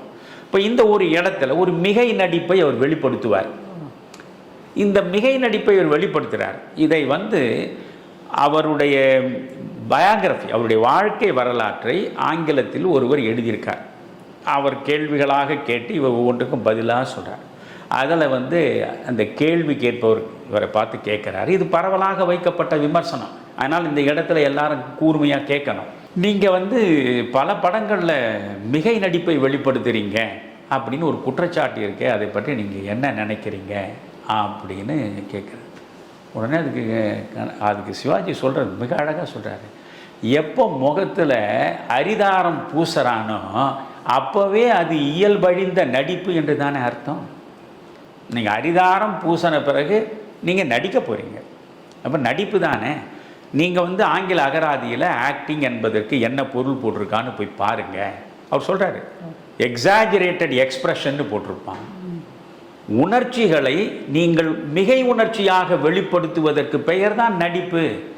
அதுக்கு அவர் உதாரணம் சொல்கிறாரு. அதை ட்ரமட்டைஸ் பண்ணணும், அப்படி பர்ஃபார்மர் ட்ரமட்டைஸ் பண்ணணும். அதுக்கு நான் உங்களுக்கு ஒன்று சொல்கிறேன்னு அவர் சொல்கிறார். அம்மா செத்து போயிட்டா, அம்மா செத்து போயிட்டாங்கன்னு இவனுக்கு செய்தி கிடைக்கிது. வரான், அம்மா நீ செத்துட்டியா? இப்படி சொன்னால் அது எந்த பார்வையாளரிடம் எந்த பாதிப்பையா உருவாக்கும்? அம்மா நீ செத்துட்டியா, என்னை விட்டு போயிட்டியா, நீ இப்படி போவேன்னு நான் நினச்சி பார்க்கவே இல்லையே, ஏம்மா என்னை இப்படி தனியாக விட்டுட்ட? இப்படியெல்லாம் புலம்பனா தானே என் பார்வையாளனுக்கு பாதிப்பை உருவாக்க முடியும். அது அப்படியே அவர் சொல்கிறாரு. அதனால் உணர்ச்சியை மிகையாக வெளிப்படுத்தினால்தான் அது பார்வையாளனுக்கு போய் ஒரு பாதிப்பை உருவாக்கும். அதற்கு பெயர் தான் நடிப்பு. இதை புரியாமல் விமர்சனம் வைப்பவர்களுக்கெல்லாம் நான் பதில் சொல்ல வேண்டிய அவசியம் இல்லை என்றார். இப்போ இதிலேயே நீங்கள் இந்த படத்தை பாருங்கள், இந்த கடிதத்தை பண்ணு, சாந்தி நீ போயிட்டியா, என்னை விட்டு நீ போயிட்டியா அப்படின்னு சொன்னால் உங்களுக்கு சிரிப்பு தான் வரும் இல்லையா? இப்போ நீங்கள் பெரிய ஆர்ட் ஃபில்ம்னு எல்லாம் காட்டுவான். இப்போ ஏன் சிவாஜி கணேசனுக்கு இந்திய தேசிய விருது என்பது நடிப்புக்கு அவர் கொடுக்கவே இல்லையா? பாரத் பட்டம். எம்ஜிஆர் கூட பாரத் பட்டம் கிடைச்சது, ஆனால் இவருக்கு பாரத் பட்டம் கடைசி வரைக்கும் கிடைக்கவே இல்லை. கேட்டால் என்ன சொல்கிறான், அந்த உட்கார்ந்த ஜூரிகள் எல்லாம் இவர் மிகைப்பட்ட நடிப்பை காட்டுறவர், இவர் இயல்பாக நடிக்க மாட்டார். அது என்ன காரணம்னா, இந்த மலையாள படத்தில் இயக்குநர்களாக இருக்கிறவங்க, வங்க படத்தில் இயக்குநராக இருக்கிற மாதிரி இந்த ஆட்கள்லாம் உட்கார்ந்து தான் அந்த ஜூரிகளாக இருப்பாங்க. இவர்களுக்கு எப்படின்னா, காலையில் தூங்கி எழுந்து அவனா கொட்டாவி விடுறான்னா அதே மாதிரி கொட்டாவி விடணும். பிறகு இவன் மெல்ல எழுந்து போய் கொல்லைப்புறத்தில் நின்று இவன் பேஸ்ட்டை எடுத்து அந்த ப்ரெஷ்ஷில் வச்சு இவன் மெல்ல தேய்க்கிறது, அதை பூரா காட்டணும். அவன் தேய்ச்சிட்டு அதுக்கப்புறமா அது கொப்புளிக்கிறதையும் காட்டணும். அப்புறம் கொப்புளிச்சுட்டு அவன் மெல்ல திரும்பி வீட்டுக்குள்ளே நுழையிறது. இப்படியெல்லாம் ஒரு காட்டினா தான் இயற்கையான நடிப்புன்னு. ஆனால் தமிழனுக்கு அது மாதிரி இல்லை. தமிழன் எப்பொழுதுமே மிகைப்பட்ட உணர்ச்சிகளோடு வாழ்பவன். நீங்கள் ரொம்ப சன்னமான குரலில் தமிழன் பேசவே மாட்டான். எந்த தமிழனாவது செல்ஃபோனை அடுத்தவன் காதில் கேட்காத படிக்க மெல்ல பேசி பார்க்குறீங்களா? நீங்கள் எப்போதும் எதிலையுமே மிகைப்பட்ட உணர்ச்சிகளோடு வாழ்ந்து பழக்கப்பட்ட சமூகம் இது. அதனால் இந்த சமூகத்திற்கு ஒரு செய்தியை செறிவாக கொண்டு போய் சேர்க்க வேண்டும் என்றால் நீங்கள் மிகைப்பட்ட உணர்ச்சிகளை வெளிப்படுத்தினால்தான் முடியும் என்பதை வெற்றிகரமாக சாதித்து காட்டியவர் அவர். எனவே இப்படி நீங்கள் அந்த படம் முழுக்க 1000 விஷயம் இருக்குது. அது அவர் பார்வையை இழந்த நிலையில் சரோஜா தேவி மறுபடியும் அவங்க நர்ஸாக பணியாற்றுகிற பொழுது அந்த லீலா அந்த குரல் கேட்ட உடனே சாந்தி அப்படி படுத்த நிலையில் விழுந்து பதறி எழுவார் பாருங்க. அந்த காட்சியெல்லாம் நீங்கள் பார்க்கணும். அதுக்கப்புறம் நீங்கள் போய் அந்த ட்ராயரை தர, அந்த ட்ராயரில் ஒரு டைரி இருக்கும், அதில் 25வது பக்கத்தை எடுத்து அதுதான் சாந்தி தொடர்ந்து பாடுவா, அந்த பாட்டை நீ பாடு அப்படின்னு சொல்வார். அப்போ நான் பேச நினைப்பதெல்லாம் நீ பேச வேண்டும்னு அந்த ஒன்று சொல்லும்போது இடையில அந்த மியூசிக் போடுவார் பாருங்க, விஸ்வநாதராம். ஐயோ, இதெல்லாம் அனுபவிக்கணும். அப்படி போடும்போது அதில் தான் அந்த அம்மா என்ற அந்த இடத்துல முதல்ல பாட்டில் நீங்கள் தாயாக உன்னை பார்க்குறேன்னு சொல்கிறது இந்த பாலும் பழமும் கைகள். இந்த இடத்துல சொல்வார், அடித்தாலும் உதைத்தாலும் நான் உந்தன் பிள்ளை. அந்த அந்த இடத்துல டிஎம்எஸ் உடைய குரலை பார்க்கணும். என்னென்ன அழகு. டிஎம்எஸ் மாதிரியும் ஒருத்தன் இனி பிறக்க போகிறது இல்லை, சிவாஜி கணேசன் மாதிரியும் ஒருத்தன் பிறக்க போகிறது கிடையாது. அதெல்லாம் இன்றைக்கு இவர்களுக்கு வாய்க்கவே கிடையாது. டிஎம்எஸ் ஏற்கனவே குரலில் நடிச்சிருவார். அந்த என்ன உணர்ச்சி என்ன பாவம் எல்லாவற்றையும் அவர் குரலில் முதல்ல வெளிப்படுத்திடுவார். அதை பிறகு திரைக்கு கொண்டு வருபவர் தான் சிவாஜியாக இருப்பார். இந்த அடித்தாலும் உதைத்தாலும் அம்மா நான் உந்தன் பிள்ளை அம்மா என்று அந்த சொல்கிற இடத்துல அவ்வளவு அழகாக டிஎம்எஸ் பாடியிருப்பார். அந்த சிவாஜி அதை நடித்து காட்டுவார். அதெல்லாம் நிறைய இருக்கு மீனா. இந்த படத்தில் நீங்கள் பகுதி பகுதியாக பார்த்து பார்த்து ரசிக்கணும். ஐயா, நீங்கள் சிவாஜி கணேசனோட நடையை பற்றி ரொம்ப நல்லா சொல்லுவீங்க. எப்போவும் சினிமாவே இன்னமும் உங்களை எப்படி பார்க்கணுங்கிறத கற்றுக்கிட்டோம் ஐயா இந்த இன்டர்வியூவில். அவர் 2 காலில் 300 நடை நடப்பார்னு சொல்லுவீங்க. நீங்கள் டாக்டராக இருக்கும்போது ஒரு கம்பீரமான நடை நடப்பார். அதே அவங்க போனால் போகட்டும் போட அந்த பாடலில் ஒரு ஸ்டிக்கை வச்சுக்கிட்டு ஒரு பக்கம் சாஞ்சிட்டு இந்த எக்ஸ்பிரஷனே அந்த நடையே பேசும் ஐயா. ஒரு எக்ஸ்பிரஷன் இல்லை, சோக உணர்வை கொடுக்கும். அதாவது மீனா, அதில் 3 காட்சிகளில் 3 நடையை நீங்கள் பார்க்கலாம். அவர் முதல் தோன்றுகிற காட்சியிலேயே அந்த டாக்டருக்குரிய கம்பீரத்தோடு அவர் நீண்ட தூரம் நடந்து வருவதை காட்டுறது. அதுக்கு அடுத்து நீங்கள் இந்த போனால் போகட்டும் போடா, நீங்கள் ஒரு கையில் ஸ்டிக்கு, ஒரு கையை இந்த பேண்ட் பேக்கெட்டில் கையை போட்டுட்டுப்பார், அதை நடப்பார். அந்த பாட்டினுடைய லயத்துக்கு கொஞ்சமும் பிறழாமல் அந்த நடை இருக்கும். அதில் பார்த்திங்கன்னா வந்தது தெரியும் போவது எங்கே வாசல் நமக்கே தெரியாது, வந்தவரெல்லாம் தங்கிவிட்டால் இந்த மண்ணில் நமக்கே இடமேது. நடந்து பாடி அந்த நடை ஒரு பாருங்க. நீங்கள் வந்தது தெரியும், போவது எங்கே, வாசல் நமக்கே தெரியாது, வந்தவரெல்லாம் தங்கிவிட்டால் இந்த மண்ணில் நமக்கே இடமேது. அந்த வரிகளுக்கு பாடல் கேட்டார் போல அந்த நடை இருக்கும். அடுத்த சரணம் பார்த்தீங்கன்னா, வாழ்க்கை என்பது வியாபாரம், அதில் ஜனனம் என்பது வரவாகும், மரணம் என்பது செலவாகும். அந்த 3 வரியை வேக வேகமாக டிஎம்எஸ் பாடுவார். அந்த இடத்துல அவ்வளவு வேகமாக சிவாஜியுடைய நடை இருக்கும். அதாவது அந்த பாடலுக்கு என்னென்ன துணியில் எந்தெந்த இடத்துல டிஎம்எஸ் பாடியிருக்காரு, அதற்கு ஏற்றாற் போல் அந்த நடை மாறிக்கொண்டே வரும். அது ஒரு அற்புதமான நடை. அதே மாதிரி நீங்கள் பார்க்கல, கடைசியில் என்ன யார் என்று நீ எண்ணி எண்ணி நீ பார்க்கிறாயின்னு பார்வை இழந்த நிலையில் அவர் ஒரு ஸ்டிக்கை வச்சு இன்னும் தடுமாறியபடி பாடுறாரு. அது என்ன பாட்டா அது கண்ணாசனே சொல்லியிருக்காரு, என்னுடைய பழைய காதலியை நினைச்சு அவளுக்கு சொல்ற மாதிரி நான் எழுதினேன்ட்டு. என்னை யார் என்று எண்ணி எண்ணி நீ பார்க்கிறாய், இது யார் பாடும் பாடல் என்று நீ கேட்கிறாய், நான் அவள் பேரை தினம் பாடும் குயில் அல்லவா, என் பாடல் அவள் தந்த மொழி அல்லவா. அற்புதமான அந்த பாடல் முழுவதுமே நீங்கள் வரி வரியாக திரும்ப திரும்ப கேட்கணும். அது போன்ற பாடல்கள், அது போன்ற இசையமைப்பு, அது போன்ற காட்சி அமைப்பு, அது போன்ற நடிப்பு, அந்த முகபாவங்களை வெளிப்படுத்திய விதம் எல்லாமே பார்த்து பார்த்து பழகிய கண்களுக்கு இன்றைய திரைப்படங்களை ஒரு நொடி கூட பார்க்க தோன்றாது. இப்படி சொல்வதனால இன்றைக்கு இருக்கக்கூடிய இயக்குநர்களுக்கு என் மேலே கோபம் இருக்கலாம். அதனால் நீங்கள் என்ன மாற போகிறீங்களா? என்ன நீங்கள் ஒரு ஃபார்முலா வச்சுருக்கிறீங்க. முதல் காட்சியிலேருந்து கடைசி காட்சி வரைக்கும் ஒன்று கடத்தல் நடக்கணும். அது எந்த வித மாறுபட்ட கடத்தல்கள், போதை கடத்தல், அது இதுன்னு போய் இது எங்கே வந்து பார்த்தாங்க. இப்போ அவங்களுக்கு கடத்தல்லையே நம்ம போதை பொருளை கடத்துவதையே நிறைய படம் எடுத்துட்டாங்க. இப்போ இந்த முருகதாஸ் பார்த்தாரு, எதையாவது ஒன்று கடத்தல் தான் இருக்கணும் அவங்களுக்கு. அதனால் துப்பாக்கி கடத்தல் அதுக்கு ஒரு படம் இப்போது மதராசின்னு ஒன்று வந்து அது 100 கோடி ரூபாய் வசூல் பண்ணுதுன்னு சொல்கிறான். இதையெல்லாம் எப்படி பார்க்குறான்? ஏன்னா நான் அது என்ன தான் படம்னு பார்க்கணும். ஏன்னா கஜினி படத்தை நான் ரசித்து பார்த்துருக்கேன். இந்த ஏஆர் முருகதாஸை 10 நிமிடத்துக்கு கூட என்னால் உட்காந்து அந்த படத்தை பார்க்க முடியல. இது மாதிரி படங்கள்லாம் இன்றைக்கி இருக்கிற நிலையில் இந்த பாலும் பழமெல்லாம் திரும்ப பார்க்கணும். ஐயா, நீங்கள் எப்போவுமே சிவாஜி கணேசனுக்கு இணையாக எம்ஆர் ராதாவை பற்றி பேசாமல் இருக்க மாட்டீங்க. மிக ஆகச்சிறந்த நடிகர்னு நீங்கள் எப்போவுமே உங்கள் பேட்டியில் சொல்லுவீங்க. இந்த படத்தில் அவருக்கு உடைய ரோலில் ரொம்ப உங்களுக்கு பிடித்த எப்போவுமே ஒரு ஹைலைட்டான சீன்ஸை நீங்கள் நிச்சயம் சொல்லுவீங்க. அது மாதிரி இந்த படத்தில் ஒரு ஹைலைட்டான ஒரு சீன்னா எதை? அதாவது மீனா, நீங்கள் 100 முறை கூட திரும்ப திரும்ப போட்டு பார்க்கலாம். அதில் வரக்கூடியதில் வந்து அவர் இந்த சித்த வைத்தியன், அவன் தேவாங்கு, அது சாய்ராம், அவர் ஆளே தேவாங்கு மாதிரி தான் இருப்பார். அந்த தேவாங்குடைய அப்பன் சிந்தாமணி வைத்தியர்னு அவன் ஒரு 3 லட்ச ரூபா சம்பாதிச்சு வச்சுட்டு போயிருப்பான்.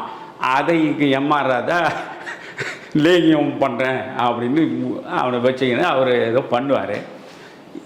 ஒரு நாள் அவனை அழைச்சிக்கின்னு இவன் நிறைய காட்சி எம்ஆர் ராதா வரும், அதெல்லாம் விடுங்க. சிவாஜி கணேசனை பார்க்குறதுக்காக இந்த சாய்ராம், அந்த தேவாங்காக நடிக்கிறவர் சாய்ராம், ஒரு பேரே அதில் தேவாங்கன்னு தான் வரும். இந்த தேவாங்க அழைச்சிக்கின்னு எம்ஆர் ராதா வருவார் சிவாஜி கணேசன் வீட்டுக்கு. அப்போ தான் சிவாஜி கல்யாணமாகி ஒரு 2-3 காட்சி இப்போ நகர்ந்துருக்கும். இவர் வந்து ஒரு லுங்கி, அது மேலே ஒரு மஸ்லின் ஜிப்பா, இவ்வளோ தூரத்துக்கு. இந்த இந்த இந்த இந்த ரவுடிங்கெல்லாம் பார்த்தாலே தெரியும் பாருங்கள், அவருடைய உடையெல்லாம் அது மாதிரி ஒரு ஜிப்பா, கழுத்தில் ஒரு கைக்குட்டை, கையில் ஒரு பீடி, இதோட இந்த தேவாங்கியும் அழைச்சிக்கின்னு சிவாஜியை பார்க்க வரோம். அந்த இடத்துல சிவாஜியை நான் ரொம்ப ரசிச்சிருக்கேன். இவர் பண்ணுற கூத்துக்கும் சிவாஜி அதை எப்படி ஏற்றுக்கிறார் என்பது ரொம்ப அழகாக இருக்கும். இவர் நேரம் உள்ள வருவார், வந்து உட்காந்துட்டு என்னப்பா யாரும் எடுத்தோன்னு சொல்கிறார், பார்த்தியா கல்யாணத்துக்கே இந்தவனுங்கெல்லாம் வரலை, எல்லாம் துரோகிகள் அப்படின்னு. அவர்களை பற்றியெல்லாம் எதுவும் குறையாக பேசாதீங்க, நீங்கள் ஏதோ வந்த காரியம்னா அதை பற்றி என்னாண்ட சொல்லுங்கள். ஒன்று ஒன்றும் இல்லை, கைகேயி தசரதனிடம் 2 வரம் கேட்டால் போல உன்னிடம் நான் 2 வரம் கேட்க வந்திருக்கிறேன். சிவாஜி வந்து அப்படியே அமைதியாக சிரிச்ச முகம் மாறாது. சொல்லுங்கள் என்ன? ஒன்றும் இல்லை, நான் வந்து தேவாங்கு ராக்கெட் லேகியன்னு ஒன்று ஆரம்பிச்சிருக்கேன். அது வந்து 1 டப்பா விற்கலை. நீ வந்து புத்துநோயில் பெரிய ஆராய்ச்சியாளர், பெரிய அளவுக்கு பேரெல்லாம் பெற்றுட்ட, பெரிய டாக்டர் ஆகிட்ட நீ. அதனால் நீ என்ன பண்ணுற, இந்த தேவாங்கு ராக்கெட் லேகியம் அற்புதமானது, இதை சாப்பிட்டு தான் நான் இந்த அளவுக்கு இப்படி இருக்கிறேன், இது 64 விதமான நோய்களையும் மொத்தமாக தீர்த்துரும் அப்படின்னு எனக்கு ஒரு சர்டிஃபிகேட் கொடுக்குறேன். அவர் சிவாஜி சிரிச்சினே, அப்படியா, சரி அந்த லேகியத்தை கொஞ்சம் அனுப்பி வைங்க, நான் லேபில் டெஸ்ட் பண்ணி பார்க்க. லேபிலையா? லேபில் டெஸ்ட் பண்ணுறதா? என்ன சொல்கிறேன் நீ? பேப்பரில் ஏற்றான லேகியம் போடுறான் விளம்பரம், எல்லாமா லேபில் டெஸ்ட் பண்ணுறான். சும்மா ஒரு விளம்பரத்துக்கு நீ ஒரு சர்டிஃபிகேட் கொடுன்னு கேட்டால் நீ போய் டெஸ்டெல்லாம் சொல்கிறியே உன்னை. அவர் சிவாஜி சிரிச்சினே, சரி அடுத்து என்ன? அடுத்து என்னவா? அப்போ இது அவ்வளோதானா? வேறு அடுத்து என்னன்னு சொல்லுங்கள். சரி போட்டோம், நீ இது சர்டிஃபிகேட் கொடுக்கலையா? சரி போட்டோம், ஒரு 500 ரூபா. நான் தர்மம் செய்கிறது இல்லை சிவாஜி சார்.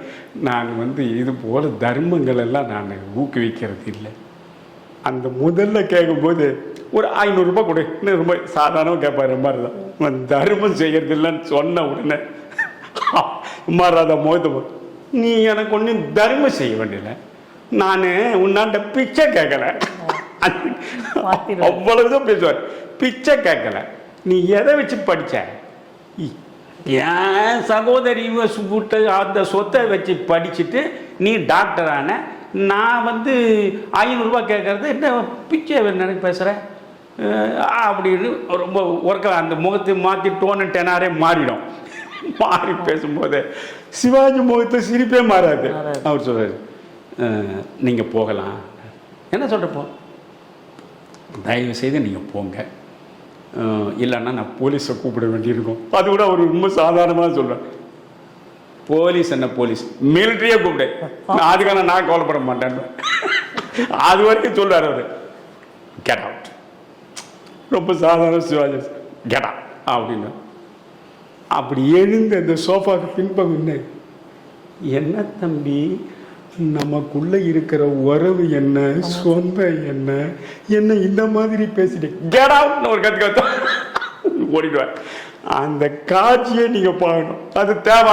பின்னால் ட்ரெயின் டிக்கெட்டுக்காவது காசு கேளுங்க, வரும்போது நான் டிக்கெட் வாங்கி நான் வந்தோம், வாட போலாம் அப்படின்னு இழுத்துட்டு போவாரு. அது சரோஜா தேவியை பார்த்து ஒன்று சொல்லுவாரு. அதான் அதான் ஐயோ, நம்ம அழகாக கவனப்படுத்தி அதை உட்கார்ந்ததுமே சொல்றேன். ஆமா, நீ என்ன நர்ஸுக்கா கல்யாணம் பண்ணிக்கினியாமே? ஆமாம், நல்ல வேலை செஞ்ச. ஒரு டாக்டர்னா நர்ஸை தான் பண்ணிக்கணும், ஒரு என்ஜினியர்னா சித்தால தான் கல்யாணம் பண்ணிக்கணும், ஒரு கவர்மெண்ட் ஆஃபீஸில் வேலை பார்க்குறவன் டைப்பிங் பண்ணுற டைப்பிஸ்ட்டை தான் கல்யாணம் பண்ணிக்கணும், அப்போ தான் தொழிலுக்கு ஒத்து வரும் அப்படின்னு பேசுவார். அது எல்லாம் அது எம்ஆர்ஐ தான் சொல்லணும். அந்த டெலிவரியே அது ஒரு தனி, அவர் நடிக்கிற விதமே தனின்னு வச்சுங்களேன். அதுலேருந்து ஆரம்பித்து கடைசியில் இந்த எக்ஸிபிஷனில் லேகியம் விற்கிற இடத்துல இந்த தேவாங்க மாட்டி வைக்கிற இடம் வரைக்கும் ரொம்ப அற்புதமாக இருக்கும். எப்படி சொல்லிகிட்டே போகலாம். பட் என்னை பொறுத்த வரைக்கும் இதில் ரிமார்க்கபிள் பெர்ஃபார்மன்ஸுன்னு எம்ஆர் அதாவது சொல்கிறதுக்கு இல்லை. அவர் சாதாரணமாக அவருடைய ரோலை அவர் பண்ணிட்டு போயிருப்பார். பாலையாவுக்கே அதில் பெரிய அளவுக்கு பெர்ஃபார்ம் பண்ணுறதுக்கு இடம் இல்லை. எஸ்.ஏ. சுப்பையா நான் சொன்ன மாதிரி அந்த 4 காட்சி அந்த நாற்காலில் உட்காந்துட்டே அந்த முகபாவத்தையும் அது எஸ்.ஏ. சுப்பையா பேசினாவே அப்படியே கருணை வழிய அந்த முகத்தில் அது எப்படி தான் அவர் பேசுவாருன்னு. அதனால் ஒரு மொத்தத்தில் ஒரு அழகான படத்தை நீங்கள் பார்க்கலாம். திரும்ப நான் சொல்கிறேன், ஒரு கணவனும் மனைவியும் 1000 பிரச்சனைகள் உங்களுக்குள் இருந்தாலும், விவாகரத்து பெறுவது என்று முடிவெடுத்திருந்தாலும், தயவு செய்து ஒரு 2.5 மணி நேரம் ஒன்றாக உட்கார்ந்து இந்த படத்தை பாருங்கள். ஒரு கணவன் மனைவிக்காக எப்படி உருகி தவிக்கிறான், மனைவி கணவனுக்காக எப்படி பாசத்தை பொழிகிறாள், இந்த உறவு என்பது எவ்வளவு உன்னதமானது என்று புரிந்து கொள்வதற்காகவாவது இன்றைய தலைமுறை பாலும் பழம் படத்தை பார்க்க வேண்டும் என்பது என்னுடைய விருப்பம். ஐயா, ரொம்ப அழகாக சொன்னீங்க. நாங்கள் திரைப்படமும் பாடல்களும் கேட்குற கோணத்தையே மாற்றிட்டீங்க ஐயா. இனிமேல் உங்களை மாதிரி தான் படம் பார்க்கணும். அந்த சீன்ஸை ஒரு சீனையும் எவ்வளோ நுணுக்கமாக ஆராய்ஞ்சு அதை அனுபவித்து நீங்கள் சொன்னீங்க. இனிமேல் திரைப்படம் பார்க்கும்போது எல்லாத்தையும் கவனிக்கிறோங்கிற ஒரு பெரிய அறிவும். இன்றைக்கி இந்த விவாகரத்துகளை பற்றி நீங்கள் சொன்னது ரொம்ப அருமையாக இருந்ததுங்க ஐயா. மீண்டும் ஒரு பழைய மறக்க முடியாத திரைப்படத்தில் உங்களை சந்திப்போம் ஐயா. ரொம்ப மகிழ்ச்சி மீனா. நன்றி ஐயா.